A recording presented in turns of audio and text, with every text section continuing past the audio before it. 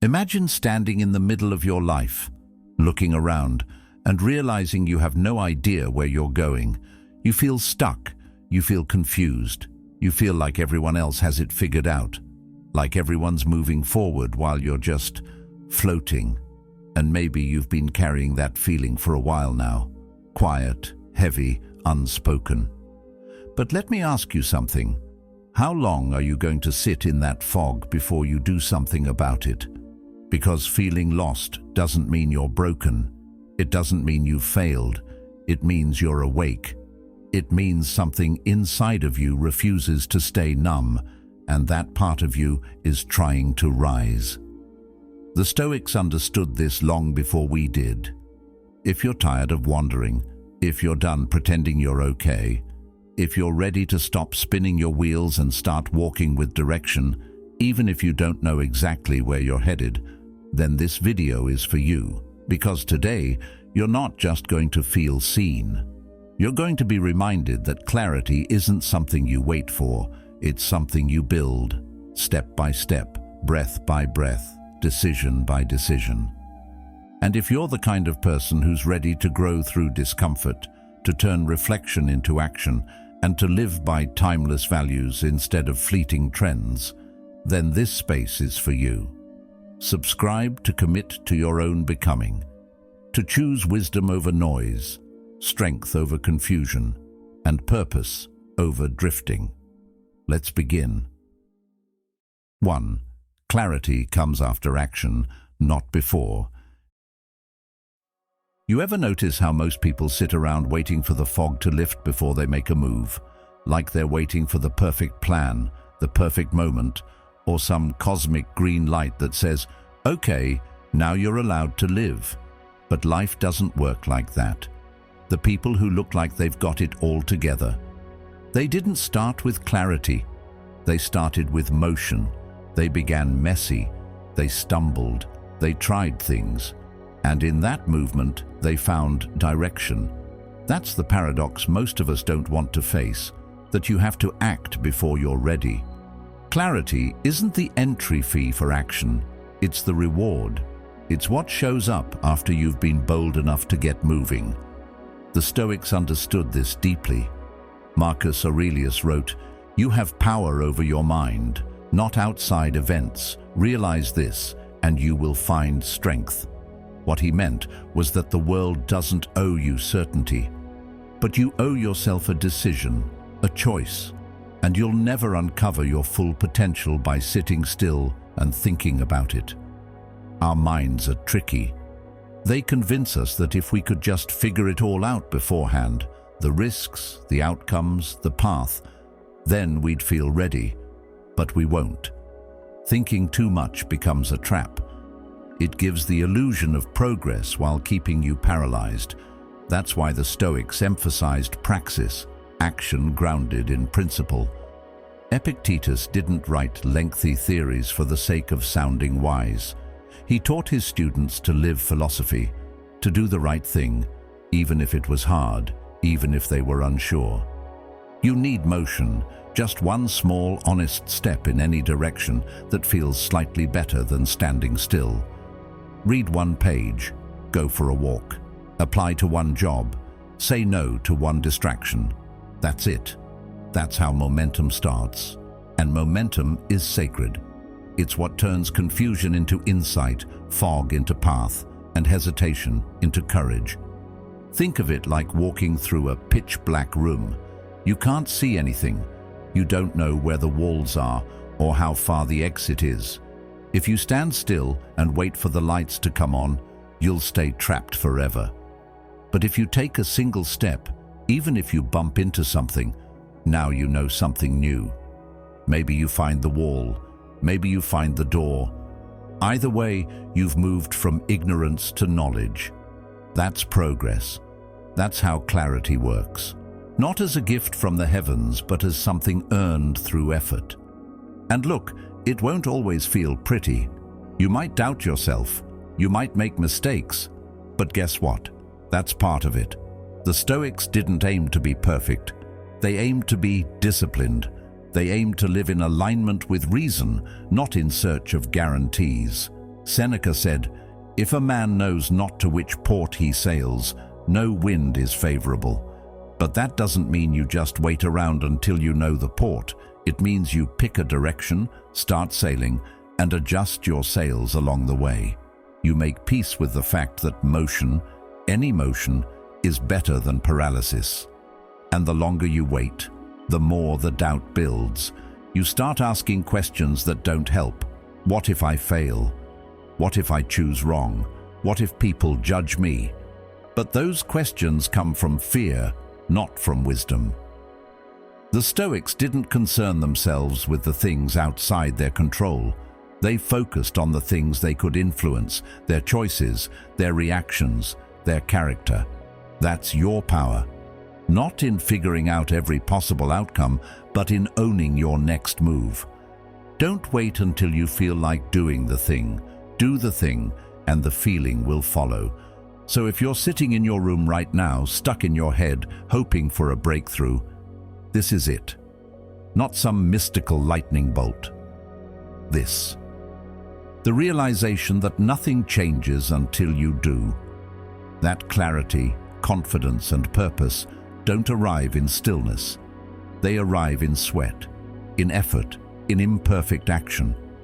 The voice in your head saying, "But I'm not ready yet." That's not wisdom. That's fear wearing a disguise. And you don't owe fear your future. The Stoics trained daily, in thoughts, in choices, in restraint, in action. They didn't ask for certainty, they asked, what is the right thing to do right now? That's a question worth building your life around, not what feels good, not what guarantees success, just what's right now, because once you take that step, no matter how small, you change your identity. You're no longer the one who's stuck. You're the one who moves forward, even in the fog. So what do you do next? Anything, one thing. Doesn't matter how small it is, just let it matter. Because clarity doesn't come to those who wait. It comes to those who walk. And when you walk long enough, even through the mess, even through the questions, something incredible happens. The fog starts to lift. The path starts to appear. And you realize clarity was never missing. It was waiting for you to begin. 2. You don't have to have an opinion on everything. You ever feel like the world is just loud? Like everything and everyone is demanding your attention, your reaction, your opinion, right now? Social media blows up with some new drama every day. Group chats fill with hot takes and outrage. Everyone's picking a side, weighing in, saying something, anything, just to feel relevant. And somewhere in the middle of that chaos, you start to feel this weird pressure. This idea that you're supposed to care about everything. That if you don't speak up, don't post, don't react, you're being passive. Or worse, ignorant. But here's the truth nobody tells you. You don't have to have an opinion on everything. Not every conversation needs your voice. Not every issue needs your input. And letting go of that pressure isn't apathy, it's wisdom. The Stoics talked about this centuries ago, long before the internet existed. Epictetus said, "We are not disturbed by things, but by the views we take of things." Think about that for a second. It's not the event itself that messes with your peace. It's how you interpret it, the story you tell yourself about it. And most of the stories we tell ourselves, most of our stress, come from opinions we didn't even choose. They were handed to us, pushed onto us, or absorbed unconsciously because everyone around us is yelling. The more you carry other people's opinions, the heavier your mind becomes. And soon your mental space isn't even yours anymore. It's just an echo chamber of what everyone else thinks, feels, and expects you to feel too. But here's the power move most people miss. Silence. Choosing not to respond. Choosing not to weigh in. Not because you have nothing to say, but because you know not every hill is worth dying on. That's not avoidance. That's emotional discipline. That's what the Stoics called ataraxia. peace of mind through detachment. Marcus Aurelius, who ran an empire filled with noise, politics, and backstabbing, once reminded himself, "You always have the option of having no opinion." That's a line worth memorizing. You always have the option to say, "This isn't mine to carry." And let's be honest, a lot of what we form opinions about, we barely understand. We skim headlines. We hear half a conversation. We take a tweet out of context and suddenly we're experts. But real wisdom isn't about knowing everything. It's about knowing the limits of your knowledge. Socrates was famous for saying, "I know that I know nothing." And that humility, that awareness, it made him one of the wisest minds in history, because he knew that speaking just to be heard isn't strength. It's ego. And the ego, oh, it loves chaos. It loves being right. It loves arguing and reacting and correcting everyone who disagrees. But what does that actually get you? Maybe a brief sense of superiority, but more often it just drains you. Carl Jung once said, "Everything that irritates us about others can lead us to an understanding of ourselves." So if you feel triggered by someone's post or offended by someone's opinion, pause. Ask yourself, is this really about them? Or is it uncovering something in me I need to explore? That's what the Stoic does. They pause, they zoom out, they ask, does this deserve my energy? Does this help me grow? Does this align with the person I'm trying to become? Most of the time the answer is no. Most of the time reacting is just a distraction from doing the real inner work, the quiet work of building discipline, staying grounded, and sharpening your character. You know what else is interesting? The quieter you become, the more clearly you can hear your own thoughts. And that's rare today. We live in an era of endless commentary, non-stop opinions, and emotional noise. But clarity is born in silence, in choosing your thoughts instead of inheriting them, in protecting your mental space like it's sacred, because it is. And look, none of this means you should be passive or detached from life. It doesn't mean you shouldn't care about the world or speak up for what matters. But it does mean being intentional. Stoicism isn't about indifference. It's about discernment, knowing when to speak, why to speak, and what kind of energy you're speaking from. You're not here to argue every point. You're here to live in alignment. You're not here to be the loudest in the room. You're here to be the most centered. So here's the challenge. The next time you feel the urge to comment, to clap back, to drop your opinion just because everyone else is, pause, breathe, ask yourself, do I really need to say this? Is this rooted in values or just ego? Is this helping or just noise? If it's not worth it, let it go. Say nothing. That's not weakness, that's wisdom. And more importantly, that's freedom. Because here's what you'll start to notice when you stop reacting to everything. Your mind gets quieter. Your time frees up. Your energy multiplies. You stop carrying battles that don't belong to you. And in that space, something beautiful starts to grow. Clarity, self-awareness, and inner strength. You become a person of peace in a world addicted to drama. And that's rare. That's power. That's Stoic. You don't have to have an opinion on everything. You don't have to chase every argument or justify every silence. You can hold your ground without raising your voice. You can be informed without being consumed. You can be present without being reactive. That's how you stay grounded. That's how you stay sane. And most of all, that's how you stay true to yourself. 3. Not every responsibility is yours to carry. Let me ask you something honest. When was the last time you said yes to something that drained you? Not because you wanted to, not because it aligned with your purpose, but because you felt like you had to. Maybe you didn't want to disappoint someone. Maybe you didn't want to look selfish. Maybe you just didn't want the awkward silence that follows a no, but deep down you knew it wasn't your job to fix it. Still, you took it on, and now, here you are, buried under responsibilities that were never yours to begin with. It's a quiet kind of exhaustion, isn't it? The kind that creeps into your bones. Because carrying what isn't yours doesn't just wear down your energy, it chips away at your identity. We live in a culture that glorifies being helpful, being available, being everything for everyone. We're taught to say yes, to step up, to sacrifice. And while there's beauty in service, there's also danger in losing yourself to it. The Stoics warned us about this a long time ago. Marcus Aurelius said, "If it's not right, don't do it. If it's not true, don't say it." Simple words, but powerful, because they speak to discernment, the ability to know which duties are yours and which are not. And that discernment is what separates a person of strength from a person stretched so thin they barely remember who they are.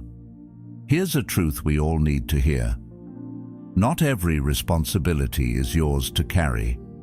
You are not the emotional janitor of your family. You are not the fix-it-all friend. You are not a replacement for someone else's self-awareness, growth, or maturity. You are allowed to protect your time. You're allowed to say, "That's not my job." That's not selfish, that's wisdom. And honestly, it's also sanity. Carl Jung once said, "The greatest burden a child must bear is the unlived life of its parents." That hits deep, because it doesn't just apply to children. Many of us are carrying the unmet dreams, expectations, and broken patterns of the people around us. We inherit roles we never agreed to. We feel guilt for things we didn't cause. And the worst part, we rarely question it. We just take it on, quietly, automatically, as if it's our duty to patch everyone else's leaks while we drown silently in our own. But the Stoic doesn't live that way.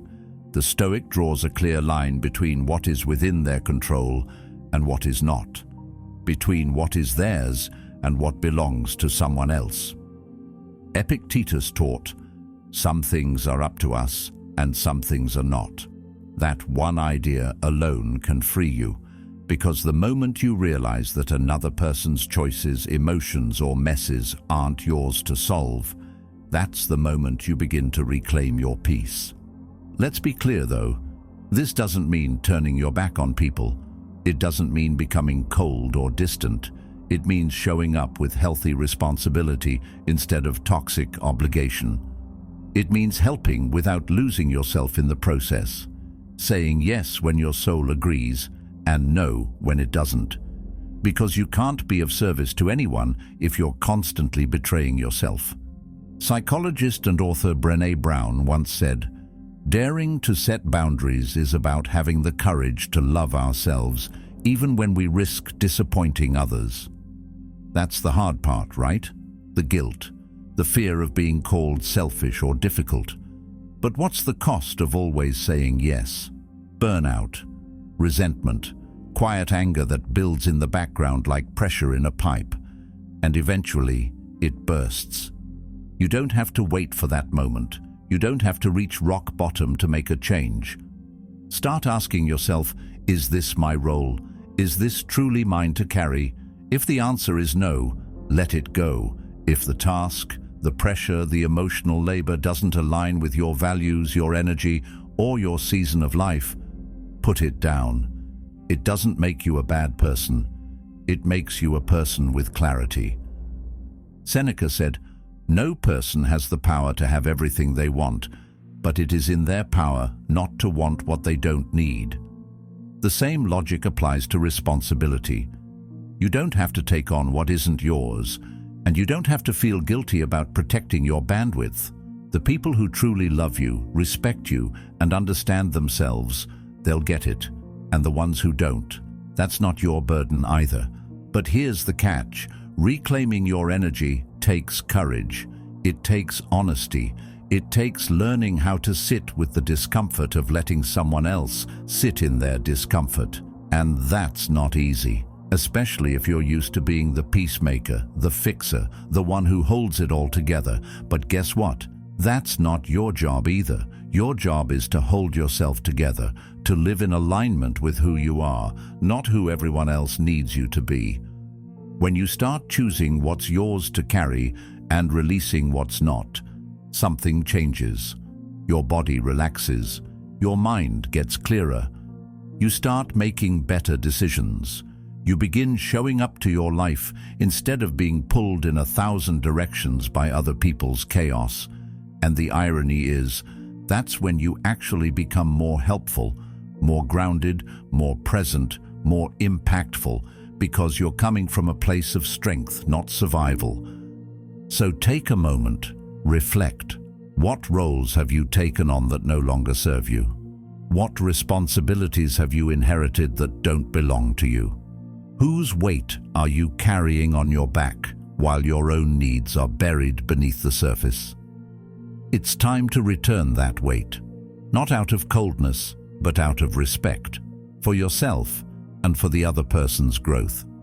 Because sometimes the kindest thing you can do is step back and let someone else carry their own load. Remember this, your value doesn't come from how much you carry. It comes from how deeply you live. The Stoic doesn't drown in false duty. The Stoic stays light in a heavy world by choosing wisely, living simply, and walking with purpose. And so can you. 4. Emotions are signals, not instructions. Some days, your emotions hit like a tidal wave. 1 minute you're fine, sipping your coffee, checking your phone, and the next, your chest is tight, your jaw is clenched, your thoughts are racing. Maybe it's something someone said. Maybe it's a memory that came out of nowhere. Maybe it's just one of those days where everything feels heavier than it should. And the first instinct? React, snap back, run, shut down, do something, anything to escape how you feel. But here's the thing. Nobody teaches us growing up. Feeling something doesn't mean you have to act on it. Your emotions are valid, yes. They're real, but they're not the boss of you. We're raised in a world that swings between two extremes. Either bury your feelings and tough it out, or let your emotions justify every decision you make. But Stoicism, and modern psychology too, offers a third path. It says, feel it, understand it, then choose your response. Carl Jung once said, until you make the unconscious conscious, it will direct your life and you will call it fate. Emotions, if left unexamined, become invisible drivers of our choices. But when we become aware of them, we reclaim our power. Think of your emotions like visitors. They show up unannounced, sometimes loud and annoying, sometimes quiet and sad. But you don't have to give them the keys to your house. You can invite them in, sit with them, listen, but you don't have to let them take over. That's what emotional discipline looks like. It's not suppression, it's observation. It's the pause between stimulus and response. The moment you step back from your feelings and say, okay, I see you, now let me think about what comes next. Epictetus said, it's not what happens to you, but how you react to it that matters. And nowhere is this more true than with emotion. Life will throw things at you that you didn't expect, didn't ask for, and can't control. But what you do get to control is how you meet those moments. That's where your freedom lives. Not in denying how you feel, but in choosing how you behave despite how you feel. Let's be real. Anger feels powerful. It gives you the illusion of control. But often, underneath that anger is something softer. Hurt, shame, powerlessness. And when you react out of that first wave of emotion, you often make things worse. You say things you regret. You push people away. You burn bridges that didn't need to be burned. The Stoic doesn't see anger as strength. They see it as a signal, a red flag that something in you needs attention, not explosion.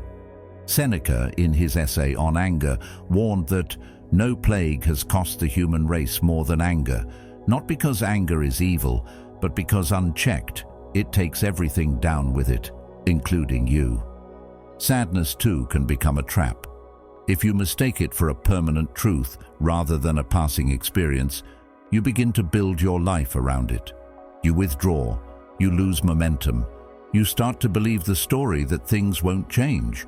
But sadness isn't a life sentence, it's a message. It says, something in you needs care, and that's okay.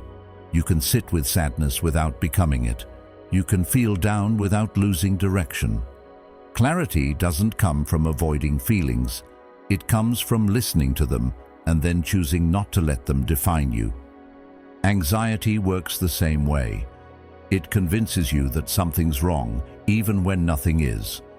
It floods your system with adrenaline, spins worst-case scenarios through your mind, makes you want to do something, anything, just to feel like you're in control again. But often, the most powerful thing you can do is pause. Breathe. Let the storm pass without chasing it. This doesn't mean you'll get it right every time. You're going to mess up. You're going to overreact. You're going to say or do something you wish you hadn't. That's human. But the goal isn't perfection. The goal is awareness. The more you practice that pause, the space between what you feel and what you do, the more control you build. And slowly, day by day, you become the kind of person who can feel everything, but still choose with wisdom. The Stoics didn't want you to be numb. They wanted you to be awake, to feel deeply, think clearly, and act purposefully, to stop letting emotions drive the bus while you sit in the back seat, hoping things don't crash.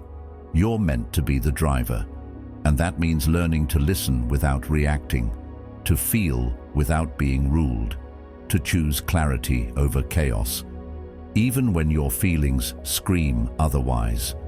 So next time a strong emotion hits, and it will, do this. Pause, notice it, name it. Then ask yourself, what is this feeling trying to tell me? And what is the wisest thing I can do right now? That simple act of questioning gives you back your power. You stop being a puppet of your emotions and start becoming the kind of person who can stand tall in any storm. Because that's the real flex. Not pretending you don't feel, not exploding every time you do, but mastering the middle ground, that calm, steady place where you acknowledge the wave and choose not to drown in it. Your emotions are not enemies, but they are not commanders either. They are signals. You decide what to do next, and that decision, that's where your freedom begins. 5. Peace starts with subtracting, not adding. It's strange, isn't it, how we've been convinced that the solution to feeling overwhelmed is to do more. Feeling stressed? Download another productivity app. Feeling lost? Set more goals. Feeling empty? Fill your calendar.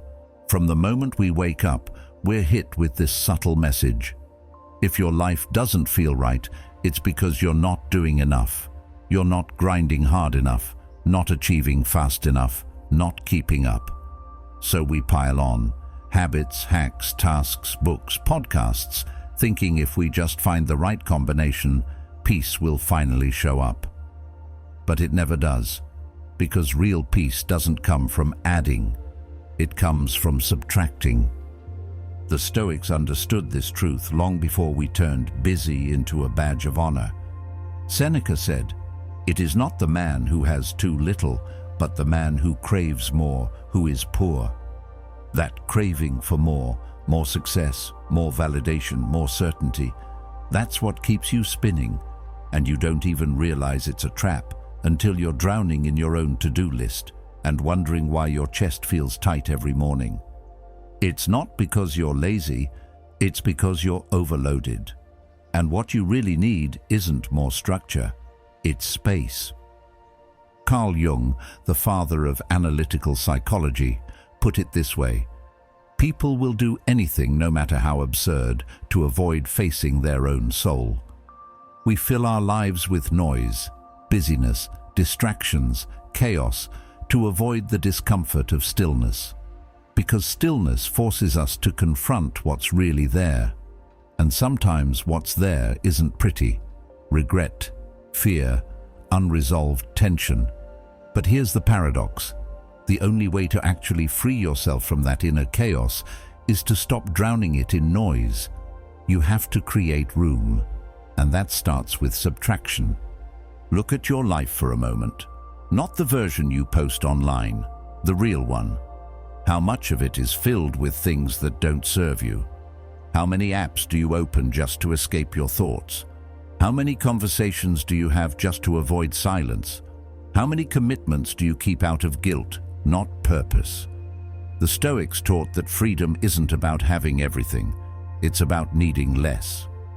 Marcus Aurelius wrote, "If you seek tranquility, do less."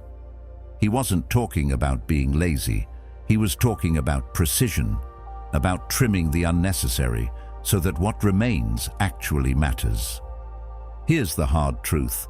Most of your stress doesn't come from the amount of things you're doing. It comes from the misalignment of what you're doing. You're chasing things that don't match who you are. You're saying yes to things you don't believe in. You're pretending that productivity equals peace. But it doesn't. You can check off every box on your list and still feel hollow inside. Because peace isn't something you achieve, it's something you uncover by peeling back everything that doesn't belong. Imagine your mind like a cluttered room. You keep trying to organize the mess, buying new bins and folders, thinking that if you just rearrange it better, it'll feel peaceful. But what you really need to do is throw stuff out. That old resentment, trash it. That toxic friendship, donate it to the past. That pressure to be everything to everyone, toss it.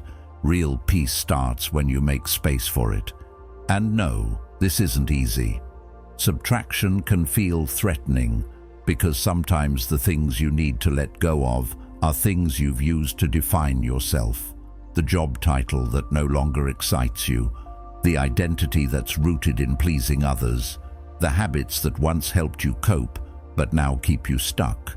But letting go doesn't mean losing, it means growing. Carl Jung also said, "We cannot change anything until we accept it." So the first step is being honest about what no longer fits, what no longer serves, what's just taking up space without adding any meaning. Start small. Don't try to overhaul everything overnight. Subtraction is a quiet practice, a daily discipline. It might look like deleting one app, saying no to one invitation, canceling one obligation that your heart was never really in. And every time you remove something that drains you, you reclaim energy for something that builds you. That's the game. That's the shift. The Stoics lived this truth. They believed in simplicity, not as an aesthetic, but as a way of life. They weren't chasing hustle or applause. They were cultivating stillness, clarity, and character. Epictetus said, "Wealth consists not in having great possessions, but in having few wants." That hits different when you've spent years chasing more and still feel like something's missing. Because maybe what's missing is the silence beneath all the noise, the calm beneath all the chaos, the self that's been buried under layers of shoulds and musts and what will people think. We're so busy chasing everything we might want that we forget to ask what we actually need. And often, what we need isn't more, it's less. Less comparison, less distraction, less pressure, less pretending. Peace begins when you stop filling every gap, when you stop trying to fix your life by stuffing it with more. So here's the challenge. Look at your life like a sculptor looks at a block of marble. Don't ask, "What do I need to add?" Ask, "What needs to be removed?" Michelangelo didn't create the statue of David by piling on clay. He revealed it by chipping away everything that wasn't David. That's how peace is created too, not by becoming more, but by becoming less of what you're not. And if this sounds counterintuitive, good. It means you're starting to unlearn the lie that peace is something you buy, build, or earn. It's not. It's something you return to. And the only way to return to it is to subtract. So pause. Look around. What are you carrying that doesn't belong to you anymore? What can you put down? What can you let go of? Not out of weakness, but out of wisdom. The Stoics lived light because they chose intentionally. You can do the same. You can stop chasing and start clearing. You can stop adding and start removing. And in that empty space, you might just find the one thing you've been looking for this whole time. 6. Life doesn't ask for permission. There's a moment that hits everyone sooner or later when you realize the world isn't going to slow down just because you're not ready. Life doesn't pause for you to catch your breath.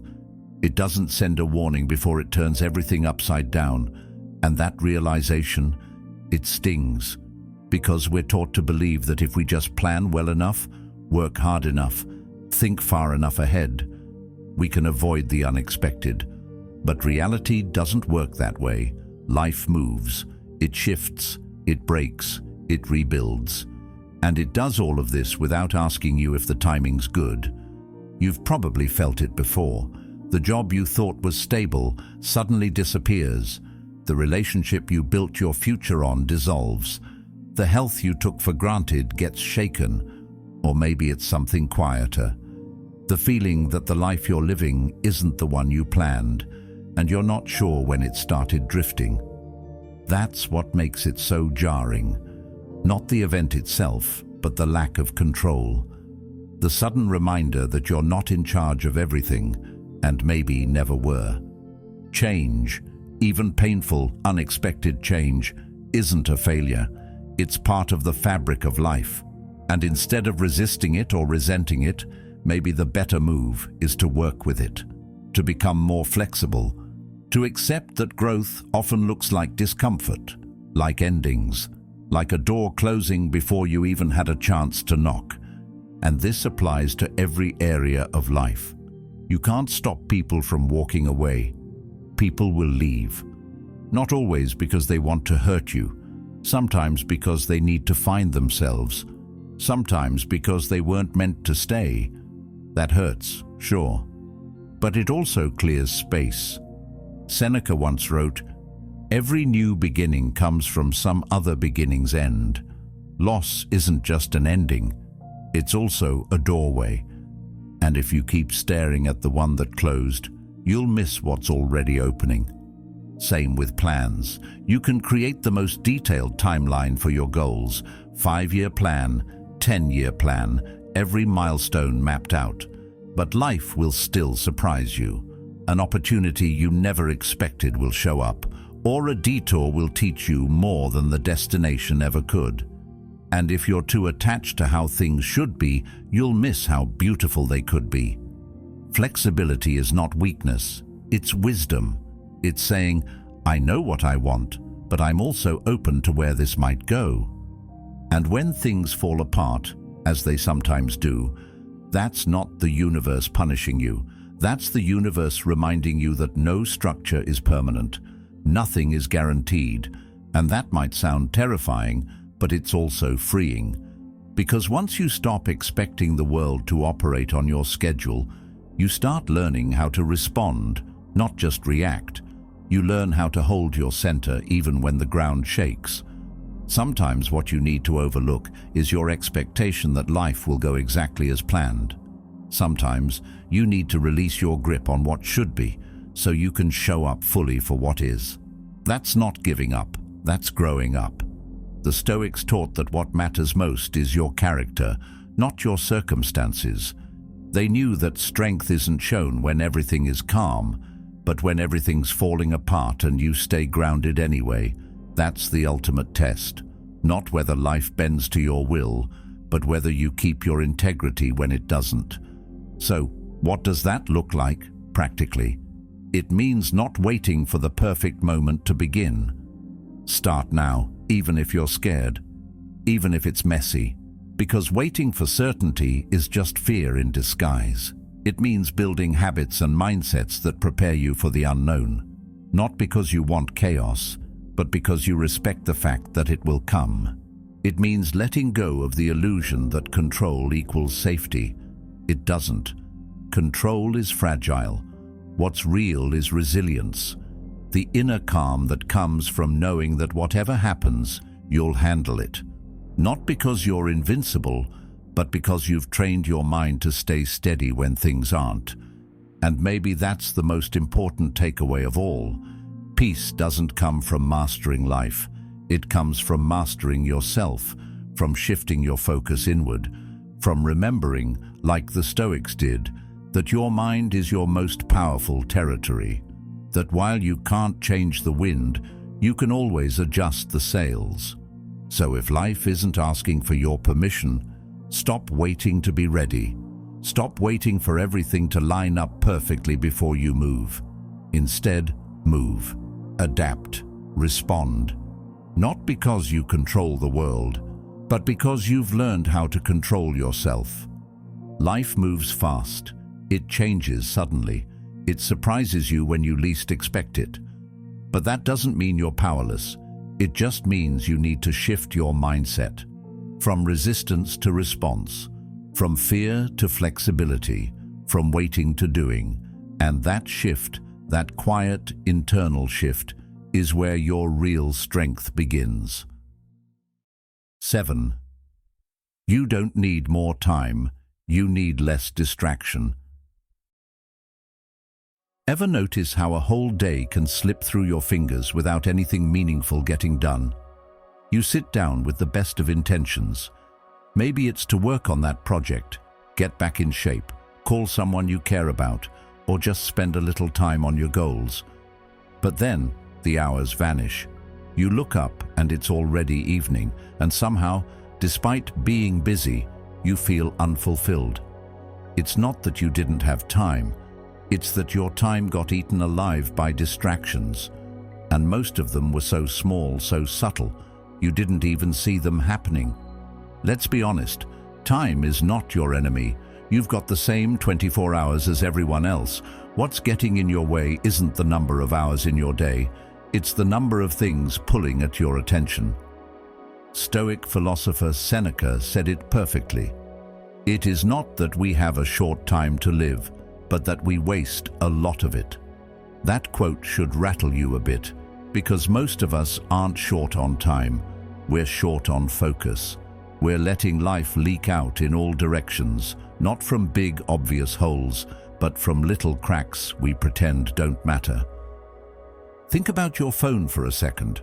How many times have you checked it today without even realizing?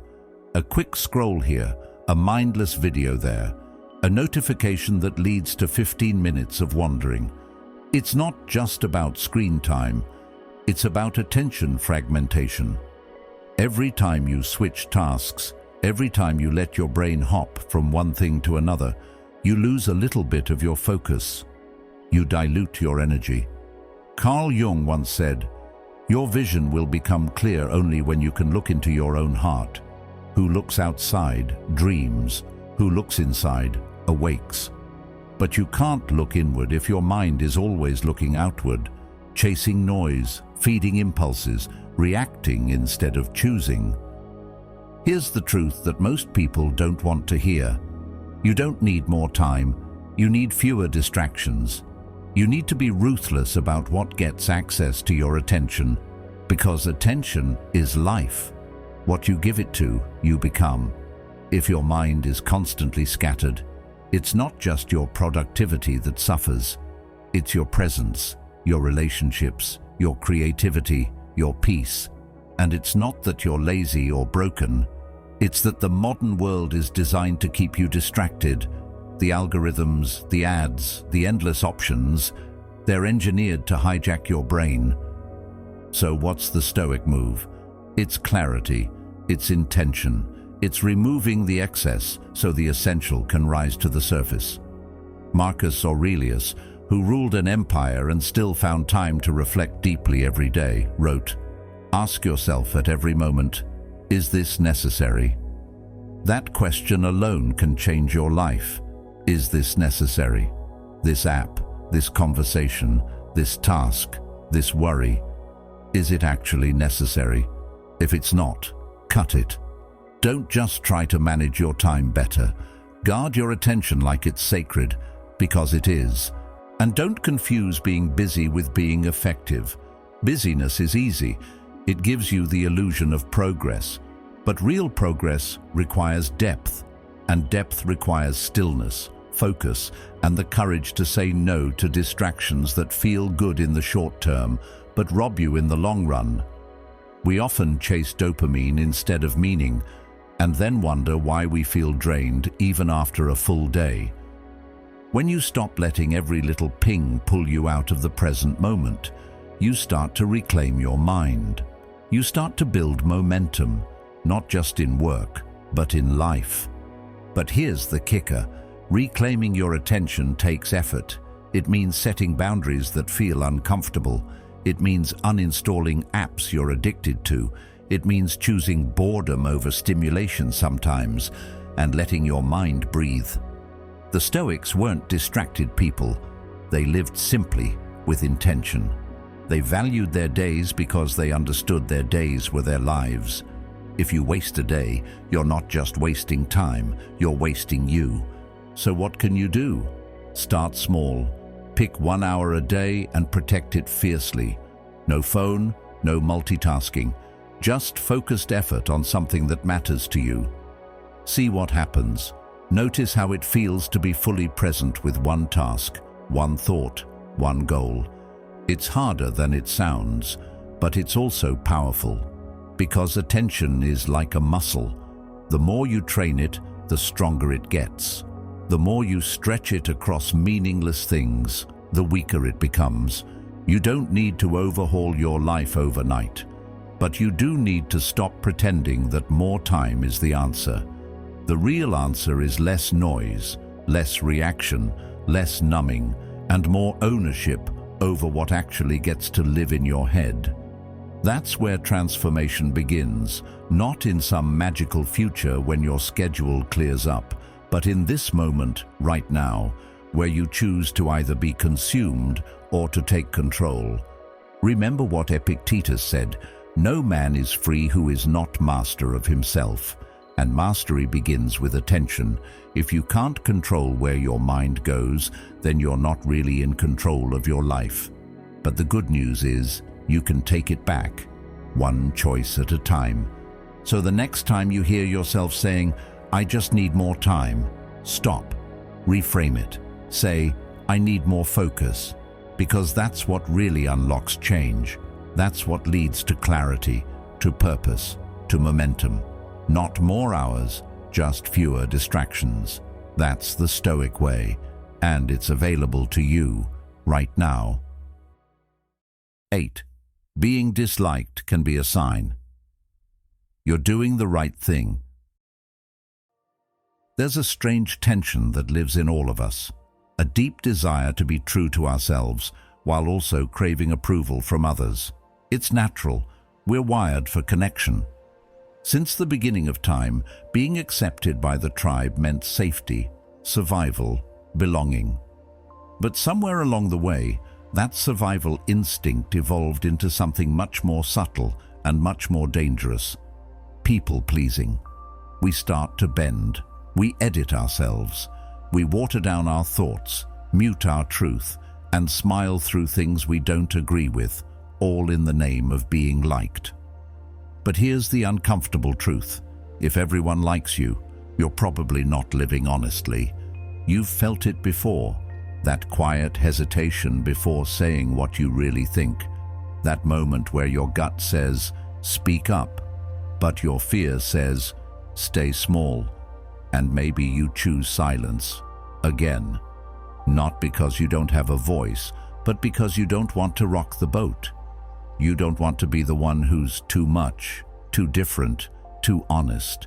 But every time you betray yourself just to avoid being disliked, you lose a little bit of self-respect. And that cost? It adds up. The Stoics didn't chase popularity, they chased virtue. Marcus Aurelius wrote, "The approval of the crowd is worthless. Only your own integrity matters." That wasn't arrogance, it was discipline. Because living in alignment with your principles means being okay with the fact that not everyone will understand you. Some people will be threatened by your clarity. Some will call your confidence arrogance. Some will distance themselves because your growth reminds them of their stagnation. Let them.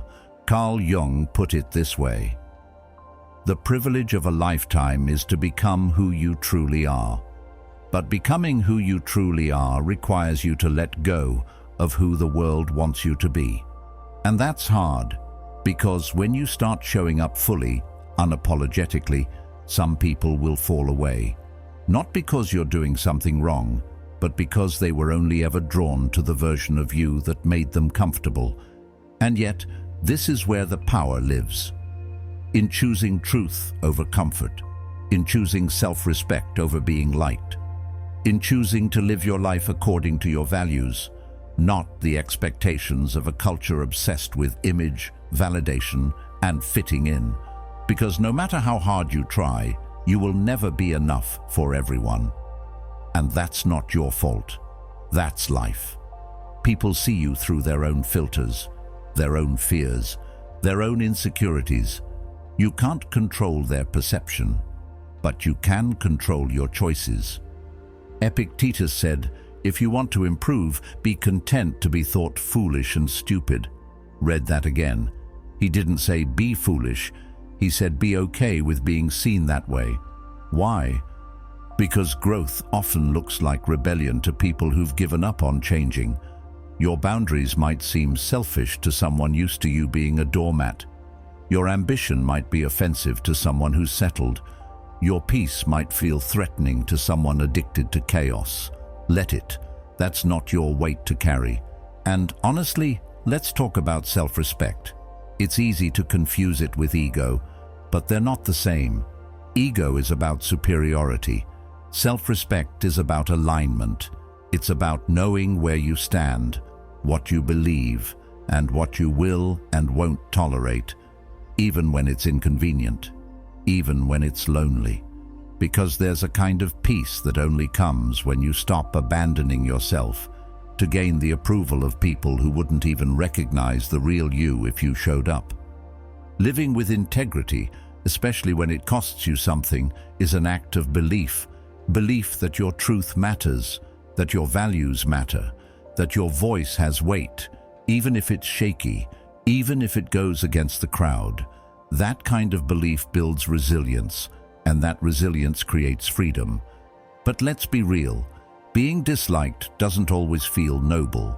Sometimes it feels like rejection, like loss. And you'll be tempted to soften your edges, to go back to being easy, agreeable, small. Don't. Because every time you choose to please the world instead of honoring yourself, you send a message to your soul that its voice doesn't matter. And over time, that voice gets quieter, until one day you wake up and realize you've built a life that looks good on the outside, but feels hollow on the inside. That's not success. That's self-abandonment. Seneca warned, "We suffer more in imagination than in reality." And often the fear of being disliked is more painful than the reality of it. Because the truth is, most of the people who reject you for being real, they were never truly with you to begin with. They were with the version of you that made them comfortable. When you stop performing, their attachment fades. And that's a blessing. It clears space for people who see you, get you, and respect you. Not for what you pretend to be, but for who you actually are. So what does this look like in real life? It looks like saying no when you mean no, even if it disappoints someone.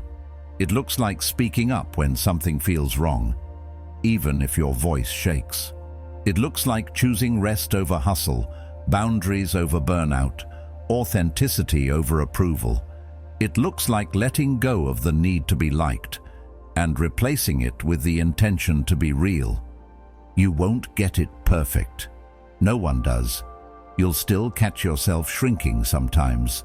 Still feel that urge to explain, to justify, to win people back. That's okay. You're human. But every time you choose yourself over performance, you grow stronger. Every time you say, "This is who I am, and I'm okay if not everyone likes it," you reclaim your power. The Stoics didn't chase comfort. They chased courage. And courage often looks like walking away from the crowd, standing tall in your values, and being okay with the fact that not everyone will understand you. That's not arrogance. That's freedom.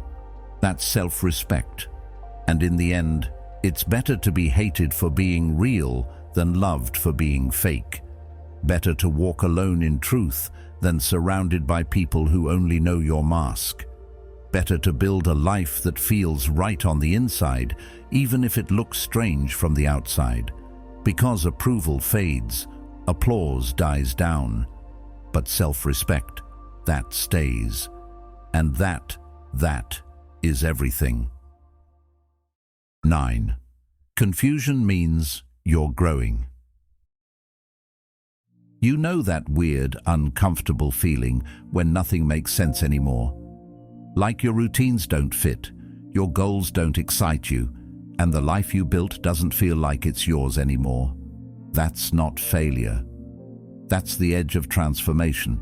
That's the moment just before something cracks open inside you. And yeah, it feels messy. It feels like doubt. It feels like standing in a fog without a map, wondering how you got here and where you're going. But believe it or not, that's progress. That's life waking you up from the autopilot you didn't even know you were stuck in. Most people think growth looks like confidence, clarity, and momentum. But the truth, growth often starts with confusion. Carl Jung once said, "In all chaos there is a cosmos. In all disorder, a secret order." And that couldn't be more true. The chaos you feel, the disorientation, it's not a sign that you're broken. It's a sign that your old way of seeing things no longer works. That's why it feels like everything's shifting, because it is. The Stoics would tell you not to fear this feeling. Marcus Aurelius wrote, "The impediment to action advances action. What stands in the way becomes the way." In other words, the struggle you're facing right now, the confusion, the doubt, the feeling of being stuck, isn't the enemy. It's the path. It's how your mind says, "We're not in alignment anymore." And once you recognize that, you can start making real change. But first, let's clear something up. Just because you're confused doesn't mean you're failing. You're not lost, you're recalibrating. Think of it like this. Your internal compass is spinning because your old coordinates no longer lead to where you want to go. That's not weakness, that's evolution. This isn't about rushing to figure everything out. It's about staying present in the fog, allowing yourself to ask the hard questions, not to punish yourself, but to understand yourself. Questions like, who am I becoming? What do I actually want? What have I outgrown, even if I'm scared to admit it? These aren't easy questions, but they're necessary ones. And it's in the asking, not always in the answering, that you begin to grow. The Stoics never promised that life would feel easy. What they promised was that your mind could become strong enough to handle whatever life throws at you. Epictetus taught that we don't control what happens, we control how we respond. And sometimes the best response is to pause, to sit with the confusion instead of trying to fix it right away. Because maybe it's not meant to be fixed. Maybe it's meant to be felt so you can grow through it. Growth doesn't always look like hustle or visible success. Sometimes it looks like unraveling, like pulling apart the beliefs that used to define you, like realizing the dreams you once chased no longer speak to your soul. And that's terrifying, but it's also freeing, because now you're no longer tied to a version of yourself that no longer fits. You're free to choose again, to evolve, to rebuild. That's the beauty of confusion. It humbles you. It slows you down. It forces you to listen, to stop pretending you have it all figured out. And in that space of uncertainty, you find clarity that's deeper, truer, and more rooted than any quick fix ever could be. So if you're feeling lost, take a breath. Don't rush to escape it. Don't numb it with distractions or bury it under false positivity. Sit with it. Ask what it's trying to show you. Because this isn't the end. It's the in-between. The cocoon before the wings. The breakdown before the breakthrough. And yeah, it's going to feel uncomfortable. But you can handle that. You were built for this. The Stoics practice this mindset daily. The idea that suffering isn't the enemy, but the teacher. That discomfort isn't weakness, but an opportunity. That every time you face the unknown with courage, you come out stronger. So here's the takeaway. Confusion is not the problem. It's the beginning of awareness. The moment you stop blindly repeating the past and start waking up to your own potential. The fog doesn't mean you're off track. It means you're about to shift tracks entirely into something better, something deeper, something real. Let it unfold. Let yourself feel it all. The doubt, the fear, the hope, the stretch. It's all part of the process. You're not broken, you're breaking through. And on the other side of that confusion is a version of you who's more aligned, more grounded, and more alive than you've ever been. 10. You're not the only one, and that's good news. There's something strange about pain. When you're deep in it, it makes you feel like the only person on the planet who could possibly understand what you're going through.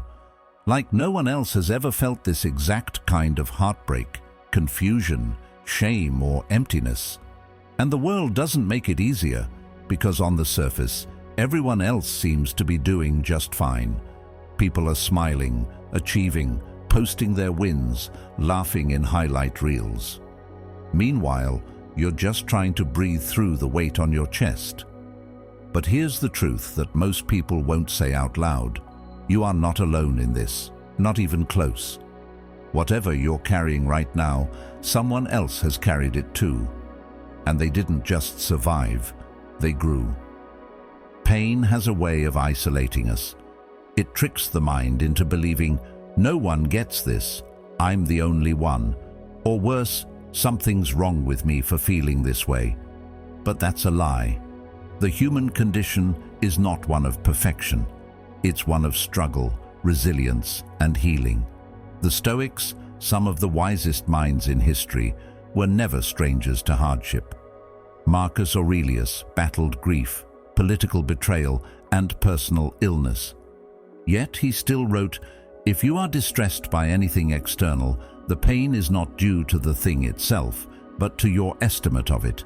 And this you have the power to revoke at any moment. That's not just a quote for motivation posters. It's a reminder that you are not powerless, even in your darkest moments. And look, this isn't about downplaying what you're going through. Your pain is valid. Your emotions are real. But what you need to know is this. You're not broken, and you're not a mistake.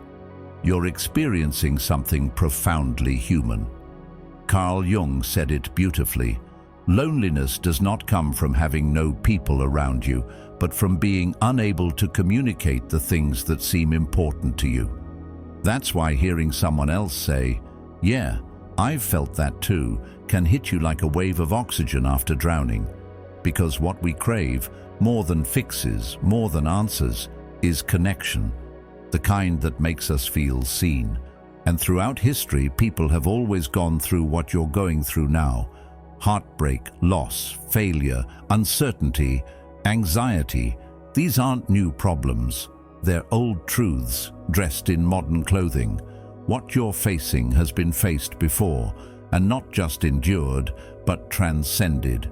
You are part of a long, unbroken line of souls who've walked through darkness and emerged with more clarity, more strength, more compassion than they had before.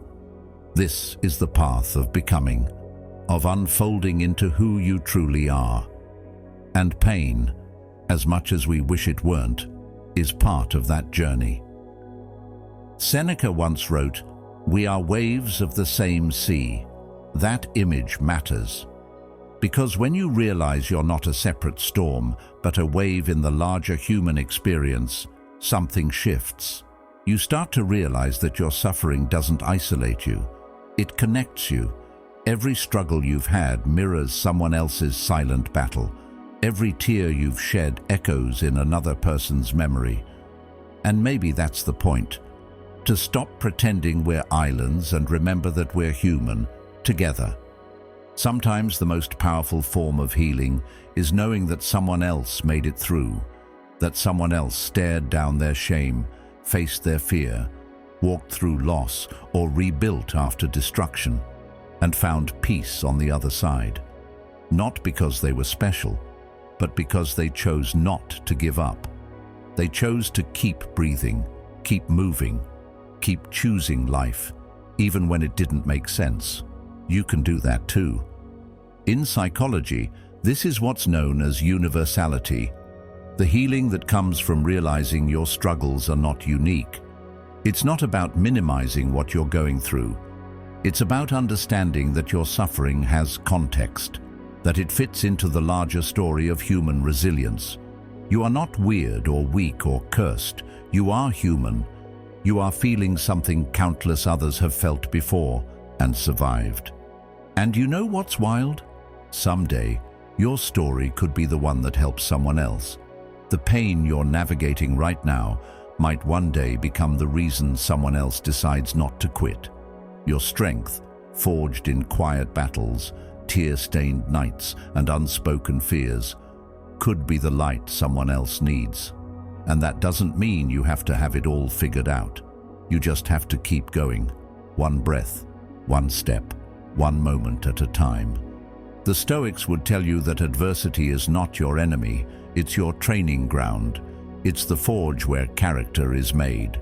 Epictetus said, "Difficulties are things that show a person what they are." And that's not just about grit, it's about depth. Every challenge you face deepens your capacity for empathy, patience, wisdom, and strength. That doesn't make the pain feel good, but it does make it meaningful. So the next time you hear that voice in your head saying, "You're the only one," talk back. Say, "No, I'm one of many." One of many people learning to love themselves after loss. One of many finding purpose through pain. One of many discovering who they really are beneath the performance and pressure. You're not an outlier. You're part of the story, and it's still unfolding. Don't isolate. Don't hide. Don't let shame convince you that you're the only one struggling. You're not.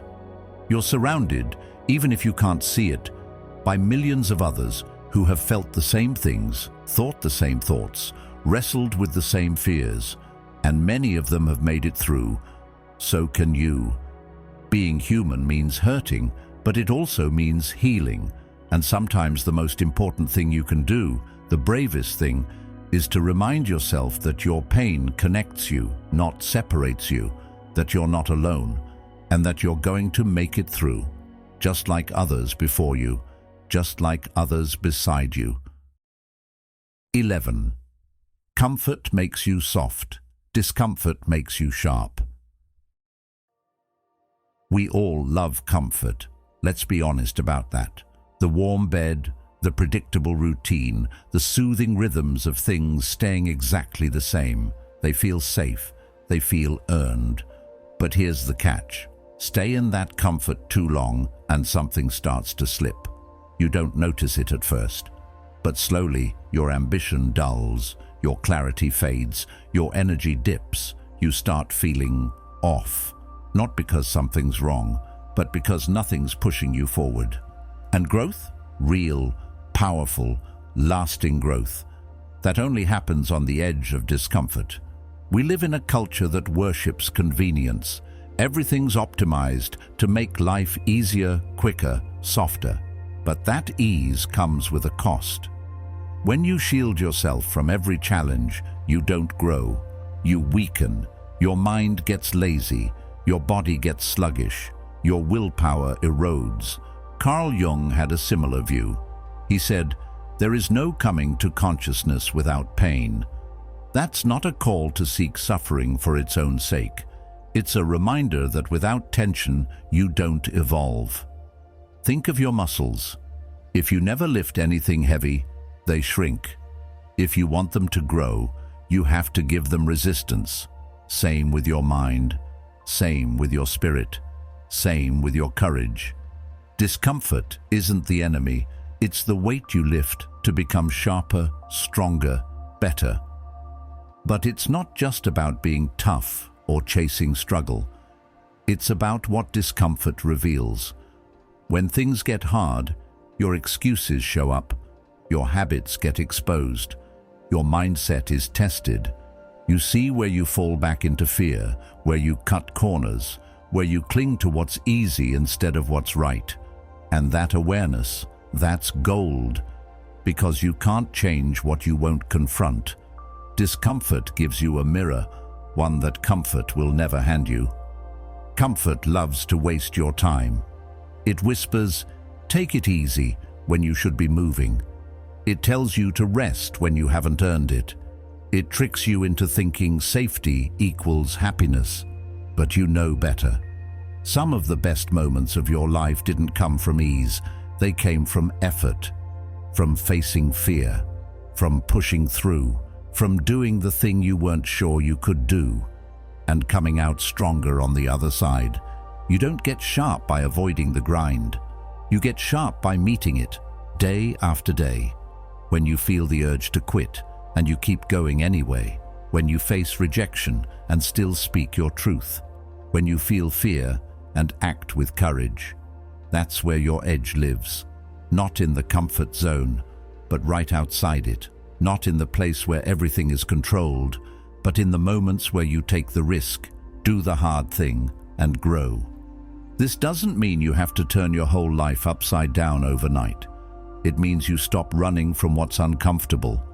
You lean into it, little by little. Maybe that's a hard conversation you've been avoiding. Maybe it's waking up earlier to chase your goals. Maybe it's saying no when people expect you to say yes. Discomfort looks different for everyone, but the power's always the same. You meet it, you learn, you level up. You can choose how you see discomfort. You can frame it as punishment or as training. You can resent it or respect it. When you stop seeing discomfort as a threat and start seeing it as an invitation, everything changes. You stop shrinking from life. You start meeting it. The Stoics practiced this daily, not just in words, but in habits. They would imagine losing everything, not to depress themselves, but to stay mentally sharp. They fasted, slept on the floor, exposed themselves to cold, practiced poverty, not because they had to, but because they knew that true strength comes from being prepared. From knowing, deep in your bones, that you can handle anything life throws at you. That's not toughness, that's peace, the kind of peace that can't be shaken. Here's the thing, life will challenge you, whether you train for it or not, whether you're ready or not. You don't get to choose that. What you do get to choose is how you respond. Do you hide in comfort and hope the storm passes? Or do you strengthen your foundation so the storm has nothing to tear down? Discomfort builds that foundation. It's the only thing that does. So if you're feeling stretched, tested, pushed, good. You're in the arena. You're forging something real. You're shedding what's soft, lazy, reactive, and stepping into what's clear, focused, and unshakable. Don't run from it. Don't numb it. Use it. Your edge isn't found in comfort. It's revealed in resistance. That's where the real you shows up. Not the version that pleases everyone or plays it safe or stays quiet, but the version that moves through the fear, does the hard thing, and keeps going anyway. And that version, that's the one worth building every single day. 12th, anger. Usually means you feel powerless. There's a moment, you've probably felt it, when something or someone crosses a line and your whole body tightens, your jaw locks, your chest feels hot, words rush to your tongue, fists maybe clench, and there it is, anger, powerful, sharp, loud, and in that flash, it feels righteous, justified, like finally you're standing up, like you're in control. But here's the twist. Most of the time, you're not. Because beneath that anger, more often than not, is something quieter, something raw, powerlessness, that heat you feel. It's not always about what was said or done. It's about feeling like you weren't seen, like you were helpless, embarrassed, hurt. And anger became the shield you threw up to hide the softer truths underneath. This is hard to admit because anger gives the illusion of strength. It makes us feel like we're taking the wheel, when in reality, it's often our pain driving. Stoicism teaches us to pause in that space, to not take the emotion at face value, but to question it. The person who triggers us is often just a mirror, a reflection of our unhealed parts. The friend who dismisses us, the boss who overlooks us, the partner who doesn't listen, they're all tapping into something deeper, something we may not have words for yet. And when we feel powerless to change it, the fire comes, not always because we want to destroy, but because deep down we want to be heard. But here's where it gets powerful. Anger isn't bad. It's not something to fear or suppress. It's just not meant to be your steering wheel. It's a signal, a flare, a message that something inside you feels violated or misunderstood. And if you can sit with it, not act on it, not project it, but sit with it, you'll learn what it's trying to show you.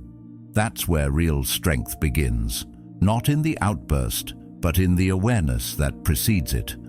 The Stoics believed that emotions should never be ignored. They should be examined.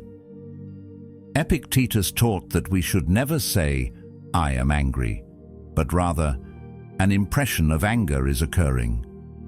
That shift in language matters. It creates space, space to breathe, space to think, space to respond instead of react. And in that space, you reclaim your power, not by controlling others, but by understanding yourself. Think about a time you lashed out and immediately regretted it, not because your feelings weren't valid, but because your reaction didn't match the part of you that wants to grow. That gap between what you feel and how you act, that's your training ground. That's where you build emotional discipline, where you learn to respond with intention instead of impulse. In psychology, anger is often described as a secondary emotion. It's what rises to the surface, but underneath there's usually fear, sadness, betrayal, shame, or loneliness. So the next time you feel that fire rising, ask yourself, what's under this? Am I scared? Am I hurt? Am I feeling dismissed? This isn't weakness. This is self-honesty. This is what real warriors do. They don't just fight the enemy outside. They face the battles within. Seneca warned, "Anger, if not restrained, is frequently more hurtful to us than the injury that provokes it." That might sting to hear. But how many bridges have been burned in anger? How many relationships strained? How many opportunities missed? How many nights lost to replaying that one moment where you let the emotions speak louder than your values? This isn't about guilt, it's about learning. Because every time you pause instead of explode, you reclaim a little more of your power. And here's the wild part. The more you build that inner calm, the less control other people have over you. When someone tries to provoke you and you stay grounded, that's power. When life throws chaos your way and you don't get swept up in the storm, that's real strength. Not the kind that postures or dominates, but the kind that radiates stability. The kind that other people feel and respect, even if they don't understand it. If you don't get curious about your anger, it will keep running the show from behind the curtain. You'll think you're reacting to the world when really you're reacting to old wounds, unresolved stories, unmet needs, making the unconscious conscious. That's how you shift. And again, none of this means you should stay silent when boundaries are crossed or injustices happen. But it does mean your voice is strongest when it's not fueled by reactivity, when it's grounded in clarity, not chaos, when it's anchored in values, not vengeance. So here's the challenge. The next time anger shows up, and it will, don't judge it. Don't stuff it down, but don't unleash it blindly either. Pause. Ask what it's pointing to. Ask what it's protecting, and choose what comes next. That choice, that moment of awareness, is the space where growth happens. You don't need to be ashamed of your anger, but you don't have to be its prisoner either. Use it, study it, grow from it.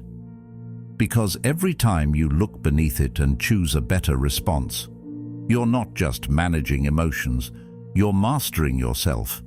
And that's where true strength begins. 13.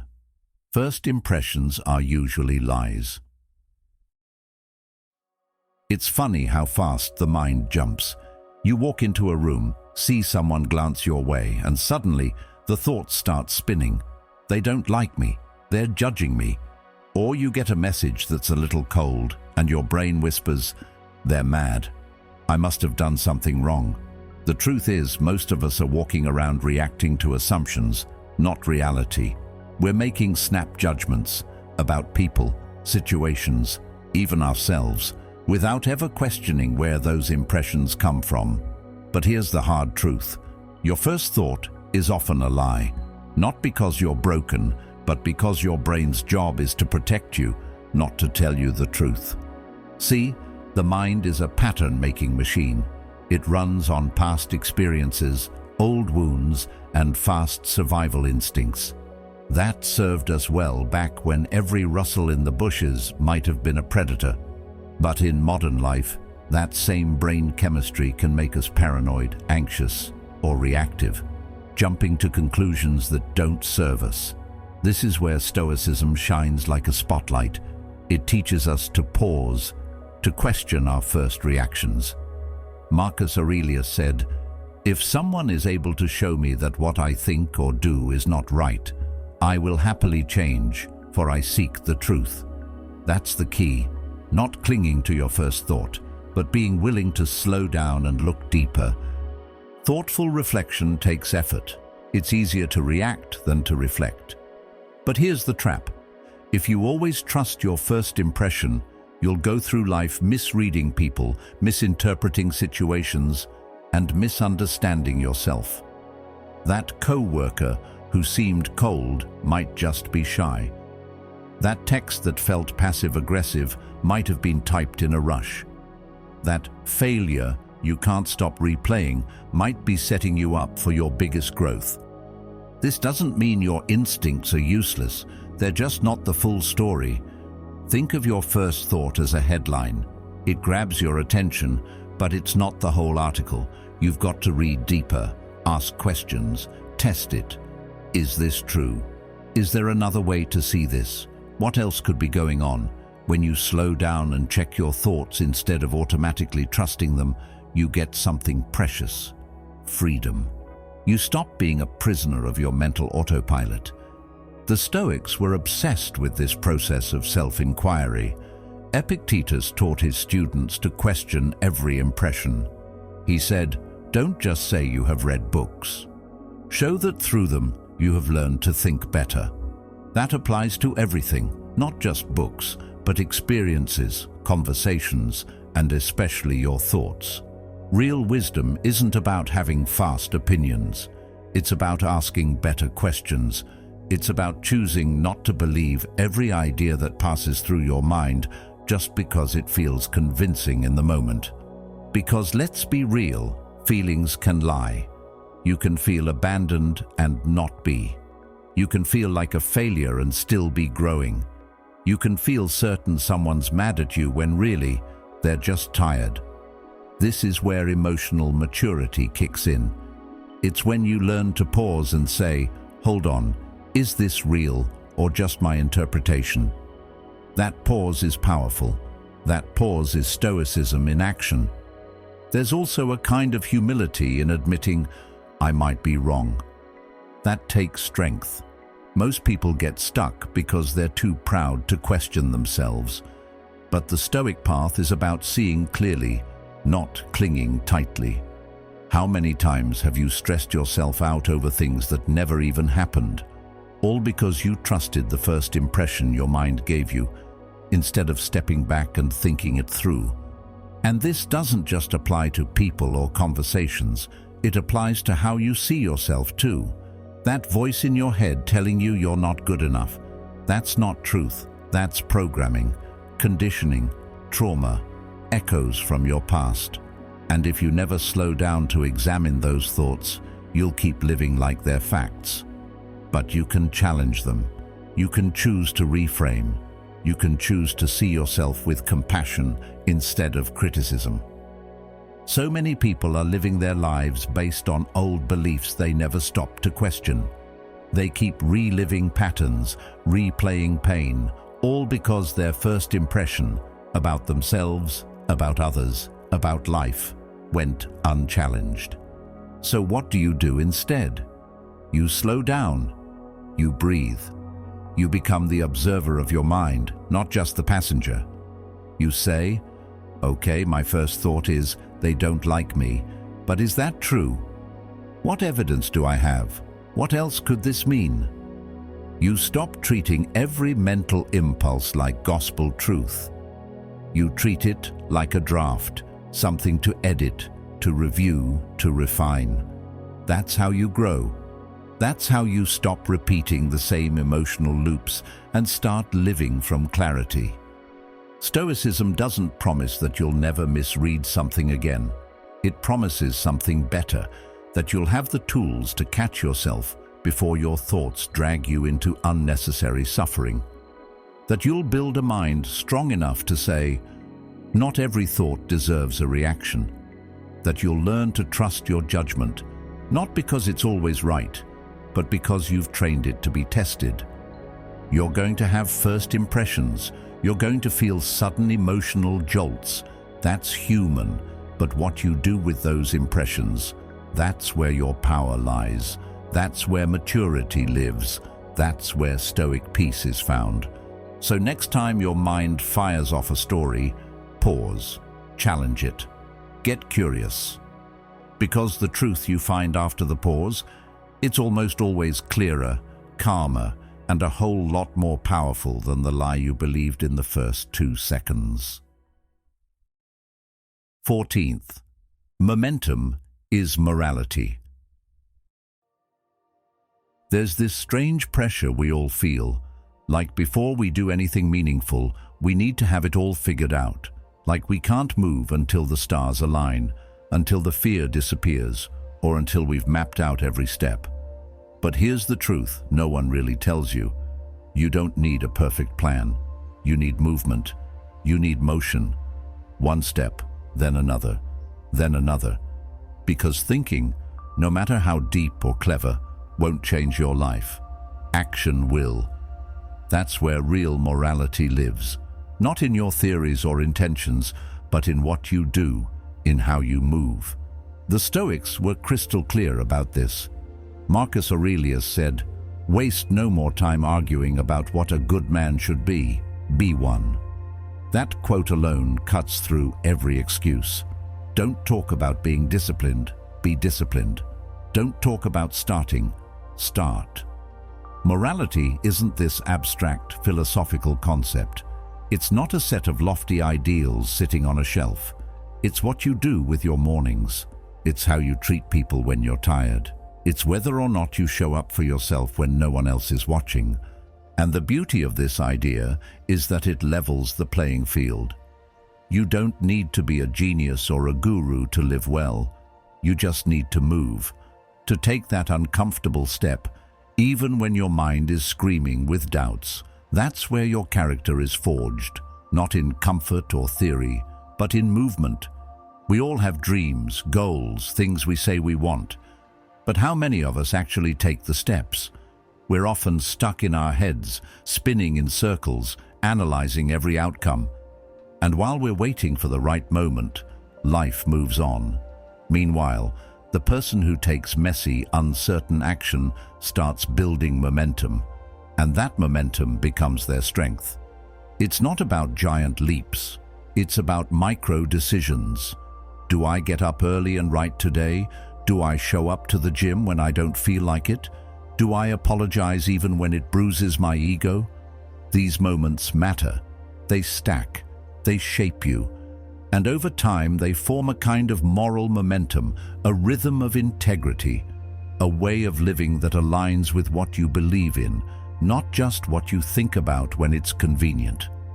Seneca once said, "Only the wise man is content with what is his."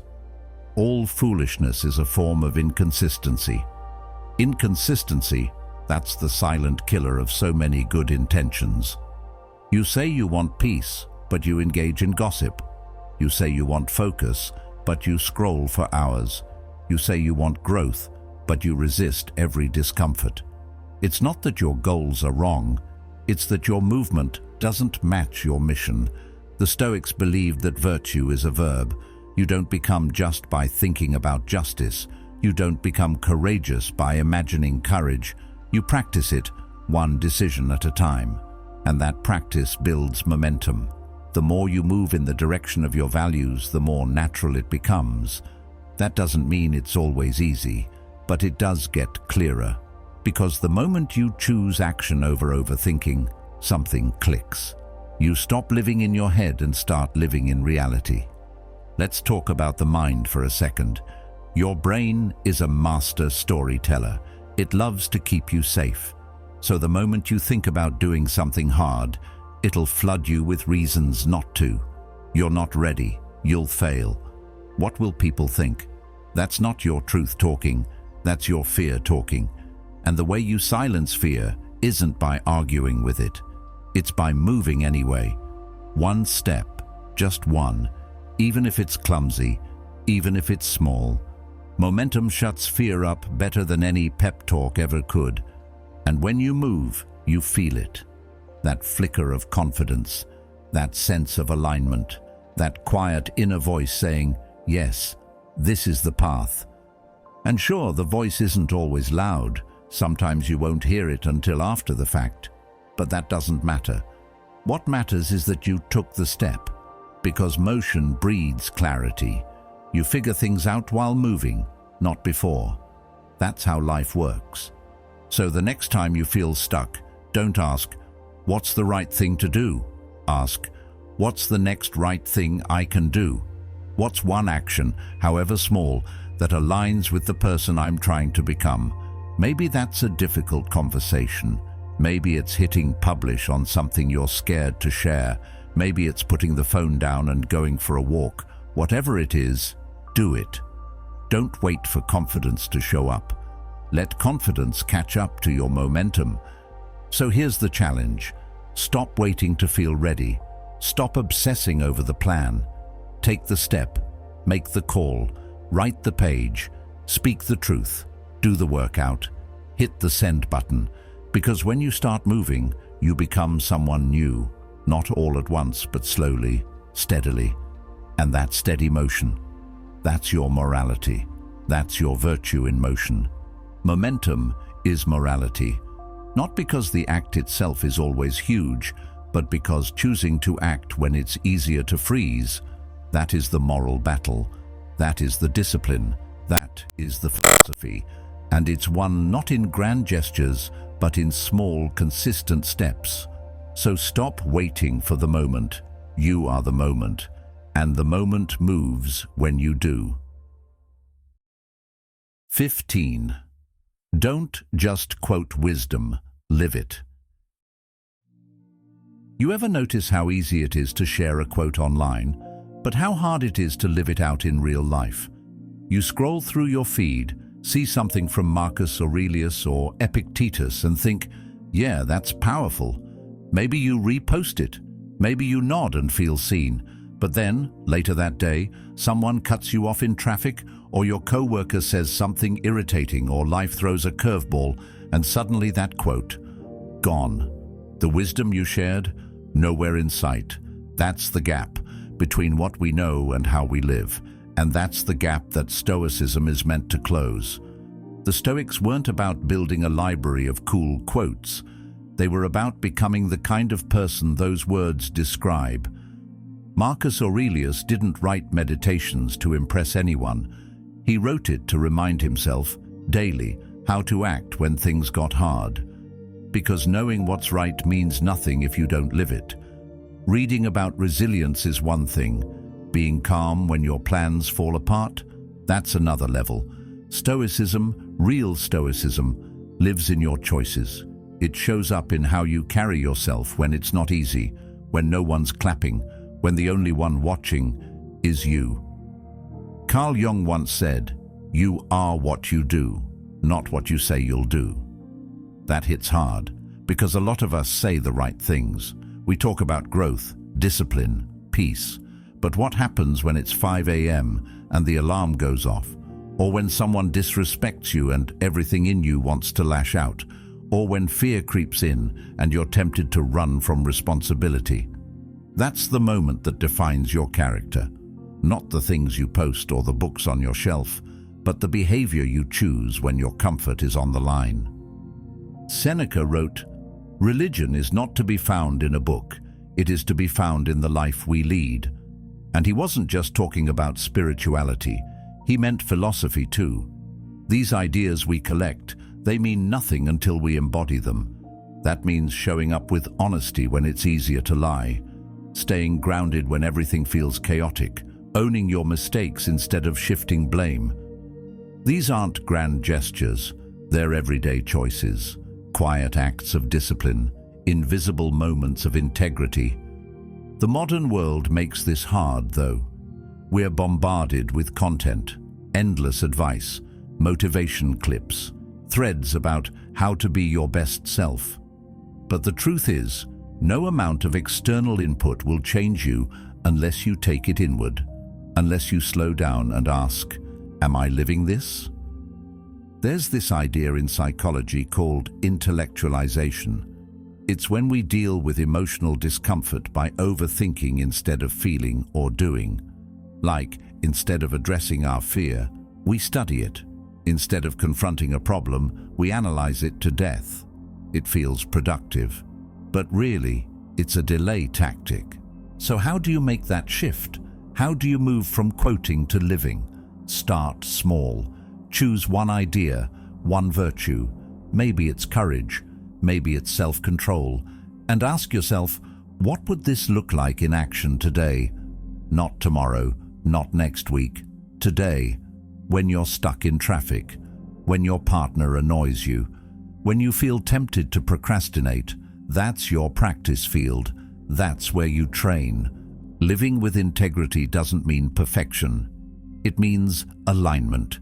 It means that your values match your actions more often than not. It means owning it when you mess up, and then realigning, resetting, trying again. That's growth. That's virtue. The Stoics never claimed to be saints. They were humans, flawed, emotional, imperfect. But they tried, daily, deliberately. They fell short, but they kept coming back to the principles that guided them. Here's the thing. When you actually live out wisdom, something shifts. You start to trust yourself more. You feel grounded, steady, less swayed by the chaos around you, because now your peace isn't built on external applause. It's built on internal alignment, on the quiet, knowing that you're walking your talk. That kind of peace, it's rare and powerful. So the next time you read a powerful quote, pause. Ask, where is this showing up in my life?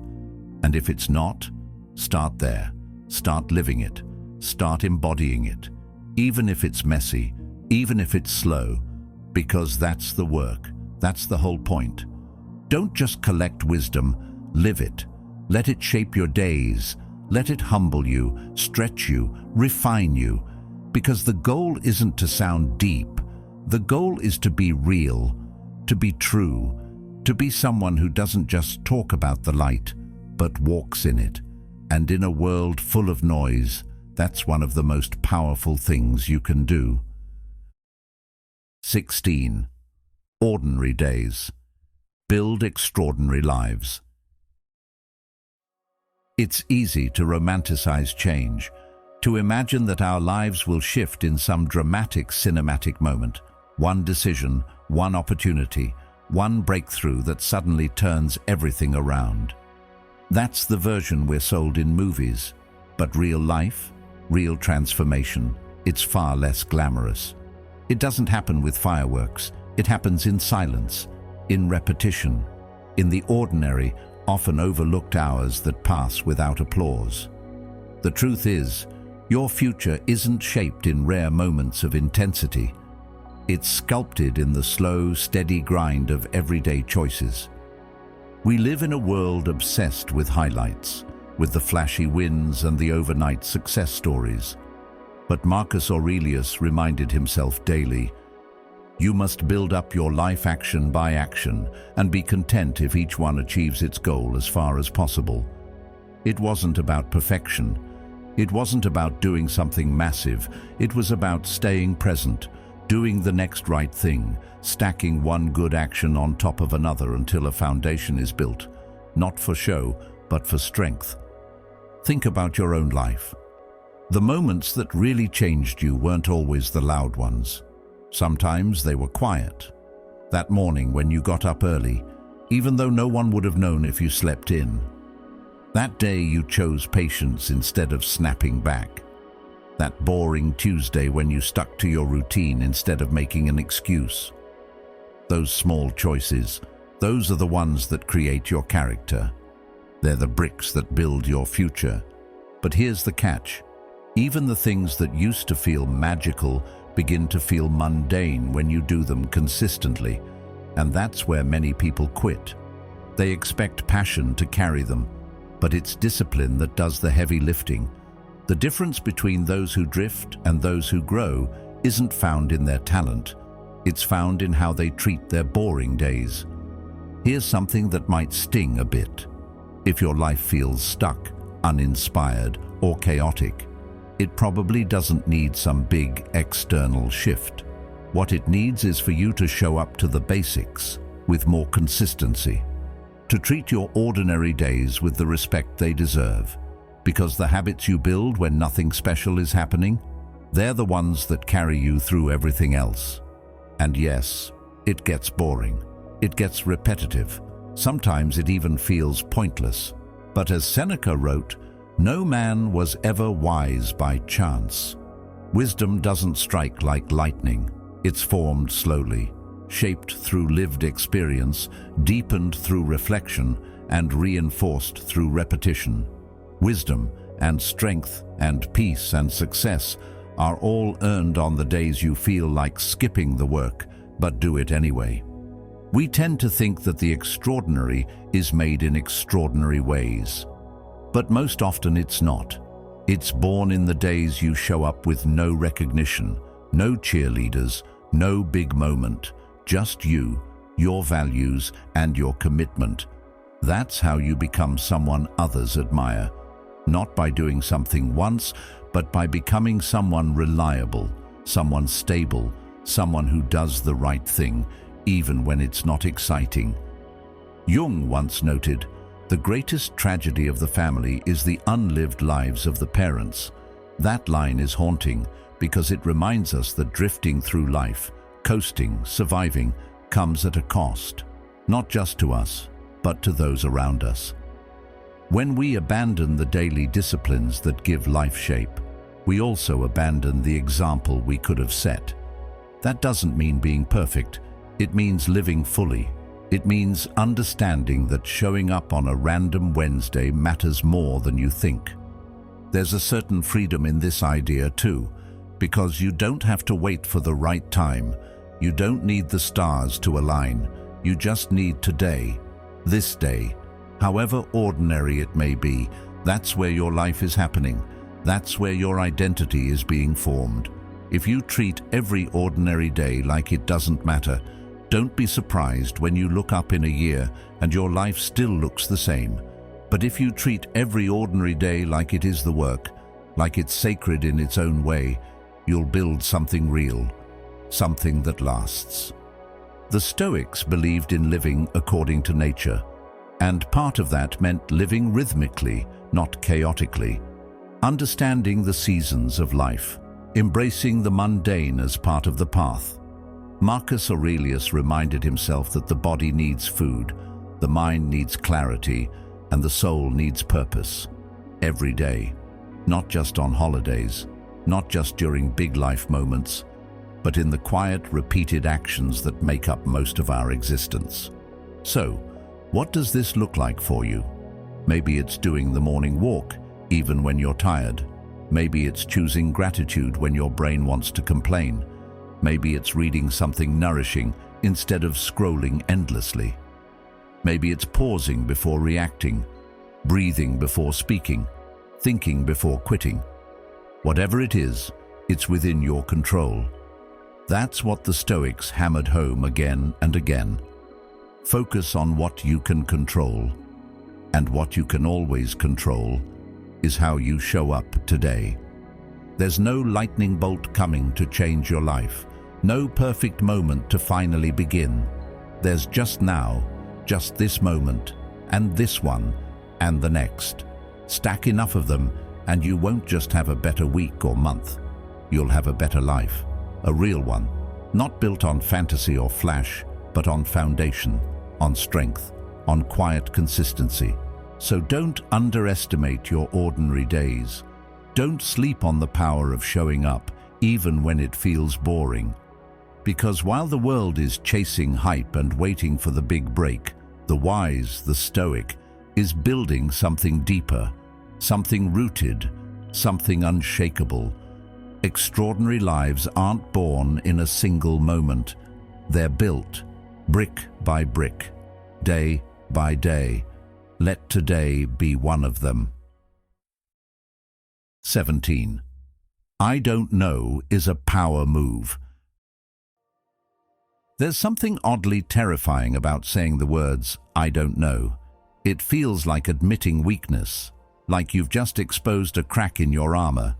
From school to work to social media debates, we're taught that knowing everything, or at least pretending to, is how you gain respect. But what if that's all backwards? What if constantly having to appear certain is actually what keeps you small? The truth is, saying I don't know isn't a weakness. It's one of the most powerful things you can say, because it takes courage, it takes self-awareness, and more than that, it keeps you open. The Stoics were obsessed with self-mastery, and part of that was staying humble in the face of complexity.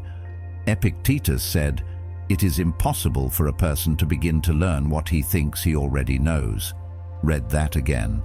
Because if your ego is always trying to prove how smart or right or enlightened you are, guess what it's not doing?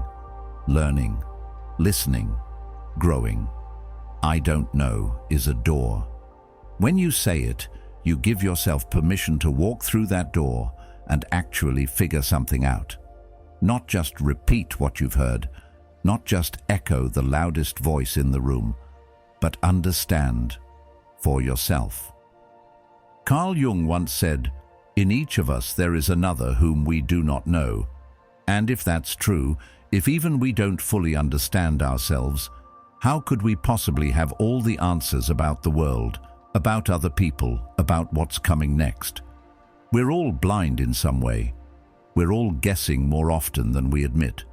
And ironically, the people who embrace this tend to be the most grounded, because they're not fighting to maintain a false image. They're too busy growing. Think about how much pressure gets lifted the moment you stop pretending. You don't have to be an expert on every topic. You don't have to act like you've figured out life. You can just say, I don't know, but I'm willing to learn. That phrase is magnetic. It draws in better teachers, better conversations, better insights.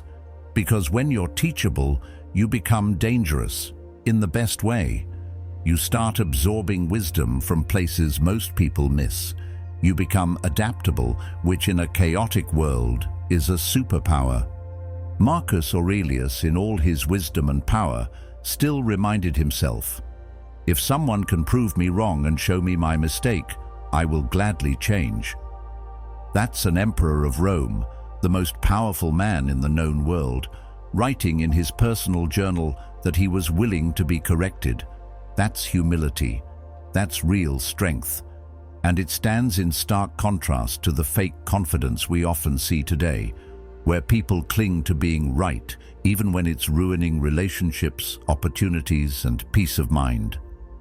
So many conflicts, online, in relationships, at work, come from this desperate need to be certain. But when you strip that away, when you can look someone in the eye and say, "I honestly don't know, but I'd like to understand more," everything changes.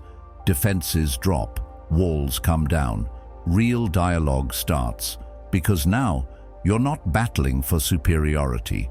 You're connecting over curiosity. You're making space for something new to grow. "I don't know" also applies inward. Sometimes we feel pressured to know exactly where we're going, what we want, what every step should look like. But life doesn't hand out maps. It unfolds, one moment at a time. It's okay to admit you're still figuring it out. In fact, it's better than okay. It's wise. As Seneca said, "As long as you live, keep learning how to live." That's not a failure. That's the point. It's wild how much we idolize the know-it-all persona, the ones who always have a clever answer, the ones who speak first and loudest. But knowledge without humility turns into arrogance, and arrogance keeps you stuck. The Stoics weren't just about intellect, they were about wisdom. And wisdom means knowing when to speak, when to listen, and when to say, "That's outside my understanding right now," not to shut down, but to stay open. There's also something peaceful about not needing to carry the weight of being right all the time. You no longer fear being questioned. You don't panic when someone challenges your belief, because you're not fragile, you're curious. You're grounded enough in your values to admit where the edges of your knowledge are, and strong enough to expand those edges over time. And let's be real, a lot of people pretend to know just to avoid feeling vulnerable. But vulnerability is where growth lives, because sometimes saying "I don't know" isn't about a fact or opinion. It's about facing ourselves, our uncertainty, our doubt, our unfinished inner work. And most people avoid that like the plague. But not you. Not if you're serious about becoming the strongest version of yourself. Here's the kicker. The more you grow, the more you'll say, "I don't know." Not because you're getting dumber, but because you see more. You realize how vast and layered life is. You respect nuance. You understand that every situation has context. Every truth has depth. And you want to go deeper, not just sound clever. So next time you're in a conversation and you feel the urge to blurt out an answer just to sound smart, pause. Ask yourself, am I speaking from truth or ego? And if the truth is that you don't know, own it. Say it with your chest. Because in that moment you're not just admitting ignorance, you're demonstrating strength. You're choosing truth over performance, growth over pride. And you know what happens when you live that way? You evolve, faster, deeper, more honestly. You attract people who value depth over image. You create space in your mind for new insights, new perspectives, new wisdom. You stop being a defender of your current level and start being a student of the next. So remember this, "I don't know" is not the end of your authority. It's the beginning of your wisdom. Don't be afraid to say it. Don't be afraid to live it. That sentence might just be the most powerful thing you'll ever learn to say. 18. Let go of what you can't control. Some battles aren't meant to be fought, not because you're weak, but because they're not yours to begin with. We spend so much time and energy trying to fix, change, or control things that were never in our hands. People's opinions, the past, the future, the weather, the traffic, the way someone spoke to you 3 days ago. It's like trying to hold back the tide with your bare hands, exhausting, useless, and a little bit tragic. And yet, we keep doing it. Why? Because it gives us the illusion of control. But that illusion comes at a cost, our peace. The Stoics made this one of their core teachings. Epictetus said it plainly: some things are up to us and some things are not. That's it. That's the foundation. The key to emotional freedom is recognizing the line between what's yours and what's not. Most people blur that line. They try to manage other people's reactions. They spiral over outcomes they can't predict. They stay up at night trying to solve problems that don't even belong to them. But once you get clear, once you start filtering every stress through the lens of, is this mine to carry? Life gets a lot lighter. Let's be honest. Control feels good. It makes us feel safe, like we're steering the wheel of life. But often, it's a mask for fear. Fear of uncertainty, fear of being hurt, fear of being misunderstood or overlooked. Letting go doesn't mean giving up. It means choosing where your energy goes. It means saying, this isn't in my hands, and I'm not going to let it ruin my peace. It's not easy. Sometimes it feels impossible. You care about someone, and they're making destructive choices. You work hard, and the results still don't come. You plan everything perfectly, and life throws you a curveball anyway. But that's the point. Life will always be unpredictable. People will always be imperfect. Circumstances will always shift. If your peace is tied to controlling all of that, you'll be in a constant state of tension. But if your peace comes from within, from aligning your attention with what you can influence, then you become steady, even in chaos.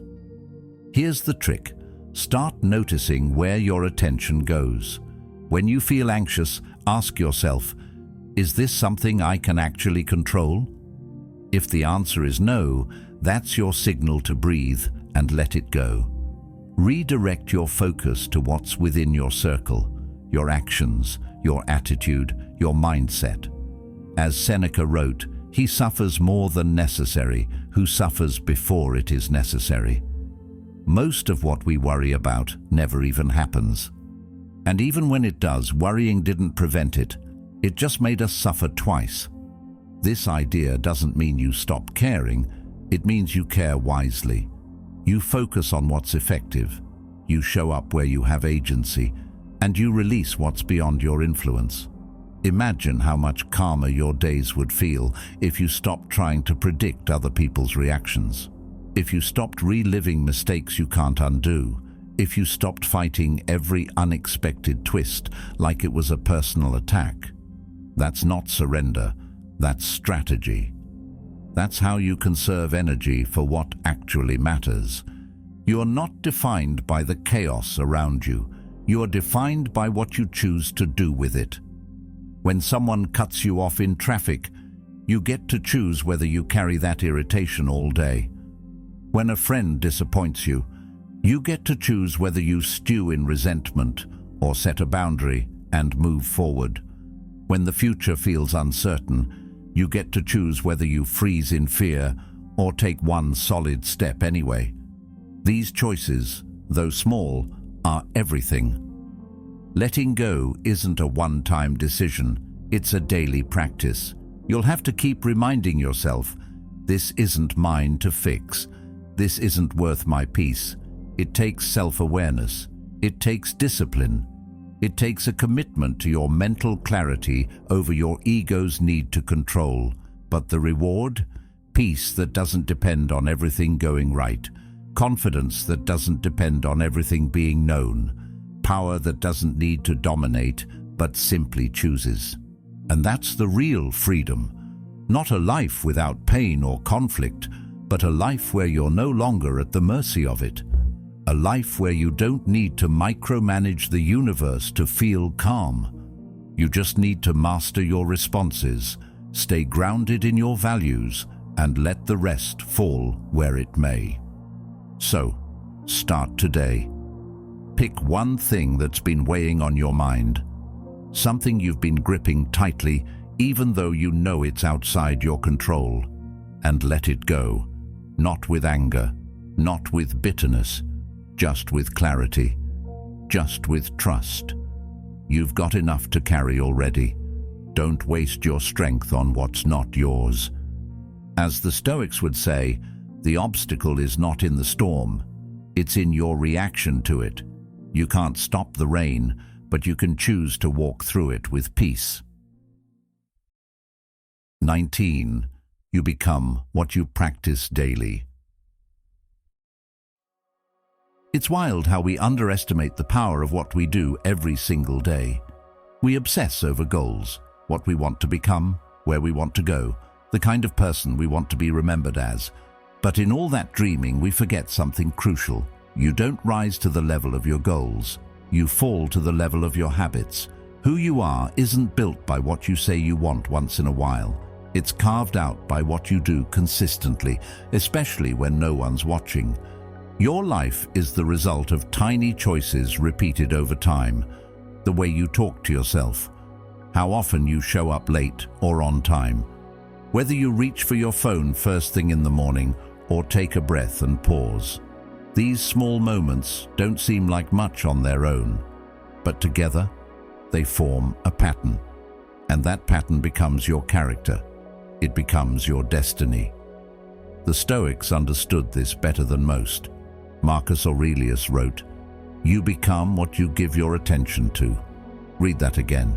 He didn't say you become what you want. He said you become what you focus on, what you feed, what you practice. We like to think our identity is something fixed, something given at birth, or tied to our personality type or past experiences. But identity is much more fluid than that. We've all had moments where we talked a big game about becoming more disciplined, more mindful, more present, only to fall back into the same old cycles. And there's no shame in that, but there's also no progress until we get honest. What we practice is what we become. Let's say you practice complaining every day, even just in your head. That becomes your reflex. You get better at spotting the bad in every situation. You train your mind to expect disappointment. On the flip side, if you practice gratitude, not just as a one-time journal entry, but as a lens you use daily, you wire your brain to see opportunity. You train your heart to feel lighter. The same goes for discipline, or patience, or chaos. Whatever you water grows.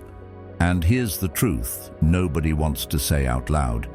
You're already practicing something, even if it's unconscious. Every time you procrastinate, you're training your nervous system to delay discomfort. Every time you criticize yourself, you're reinforcing a belief that you're not enough. Every skipped workout, every unspoken boundary, every hour lost in distractions, it's all practice. The question is, are you practicing the life you actually want to live? The Stoics believed in the power of repetition. They didn't see philosophy as something to study in a book once and then move on. It was a daily rehearsal. Think about how athletes train. They don't just show up on game day hoping their mindset will magically be sharp. They rehearse over and over, even when it's boring, even when no one's cheering. That's what builds real skill. The same applies to your mindset, your relationships, your work ethic. If you want to be more focused, you've got to practice cutting out distractions daily. If you want more peace, you've got to practice letting go daily. You don't become wise just because you read a quote. You become wise when you practice applying it in traffic, in arguments, in the quiet moments where old habits try to sneak back in.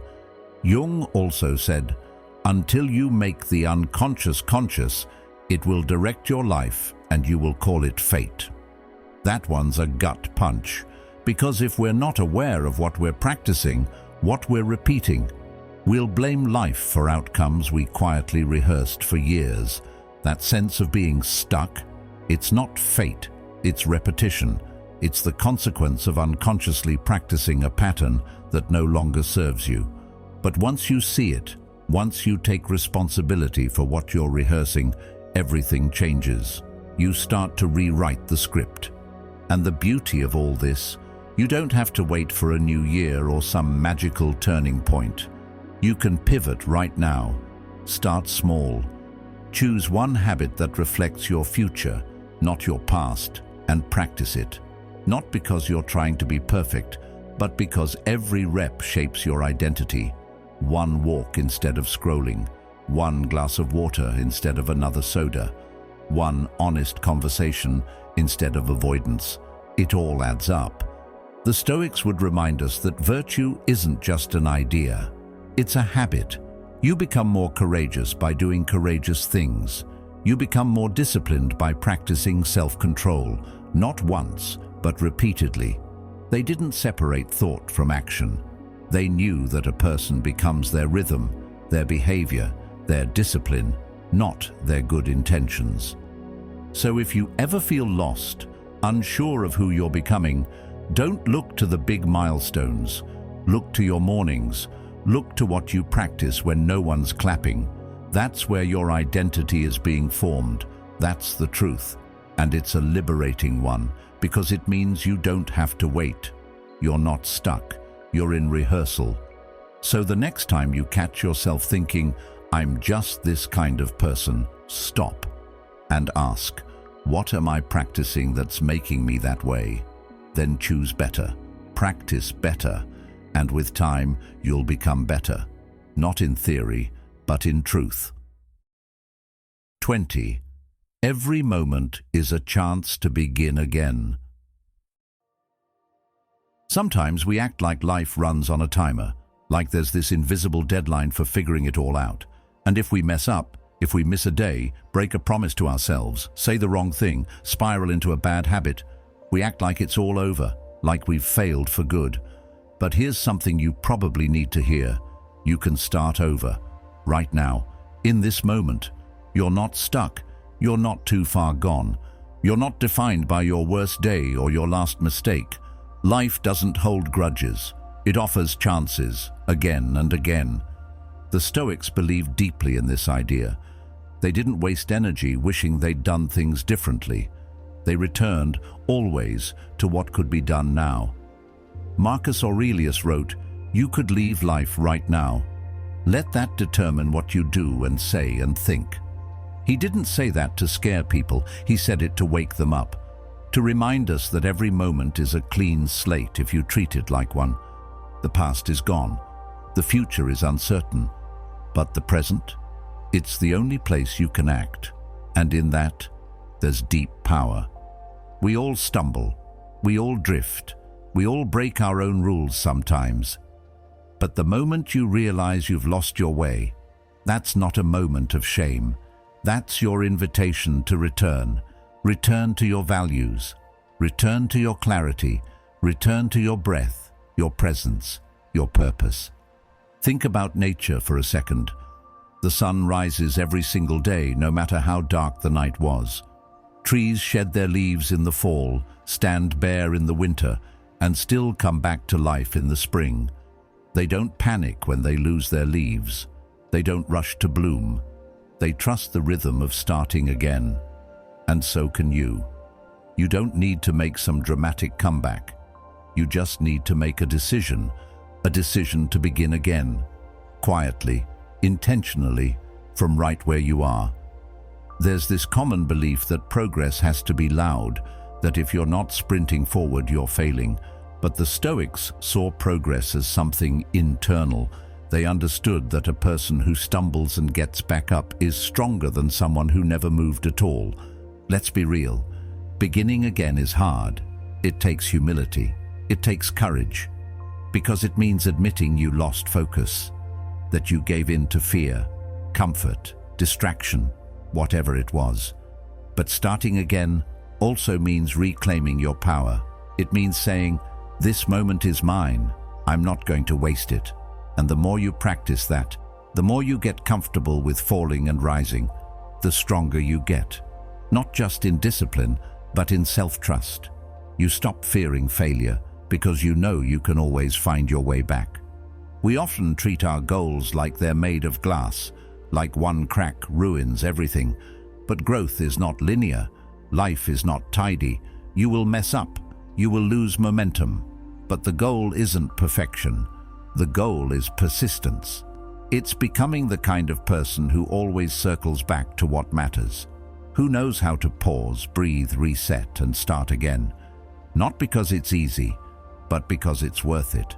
Jung also said, "The privilege of a lifetime is to become who you truly are, and becoming is not a one-time event. It's a constant unfolding. You don't just find yourself once and stay there. You keep discovering, shedding, evolving. Sometimes you take 5 steps forward and 3 back. Sometimes you stand still for months before something clicks. That's okay. That's real.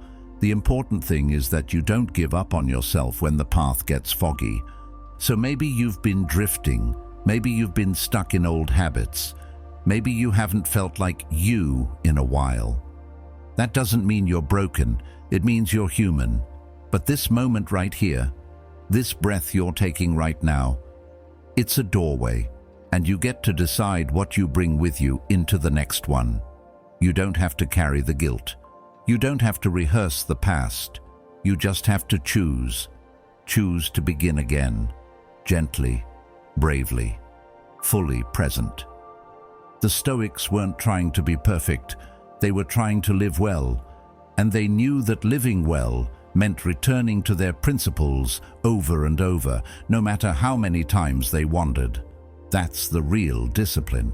Not never slipping, but never staying down. Not clinging to what was, but responding to what is. So the next time you mess up, whether it's something small or something that shakes you, remember this: your power is in your return. Your strength is in your reset. Every moment is a doorway back to yourself. Every breath is a reminder that you're still here, still capable, still writing your story. You don't need permission.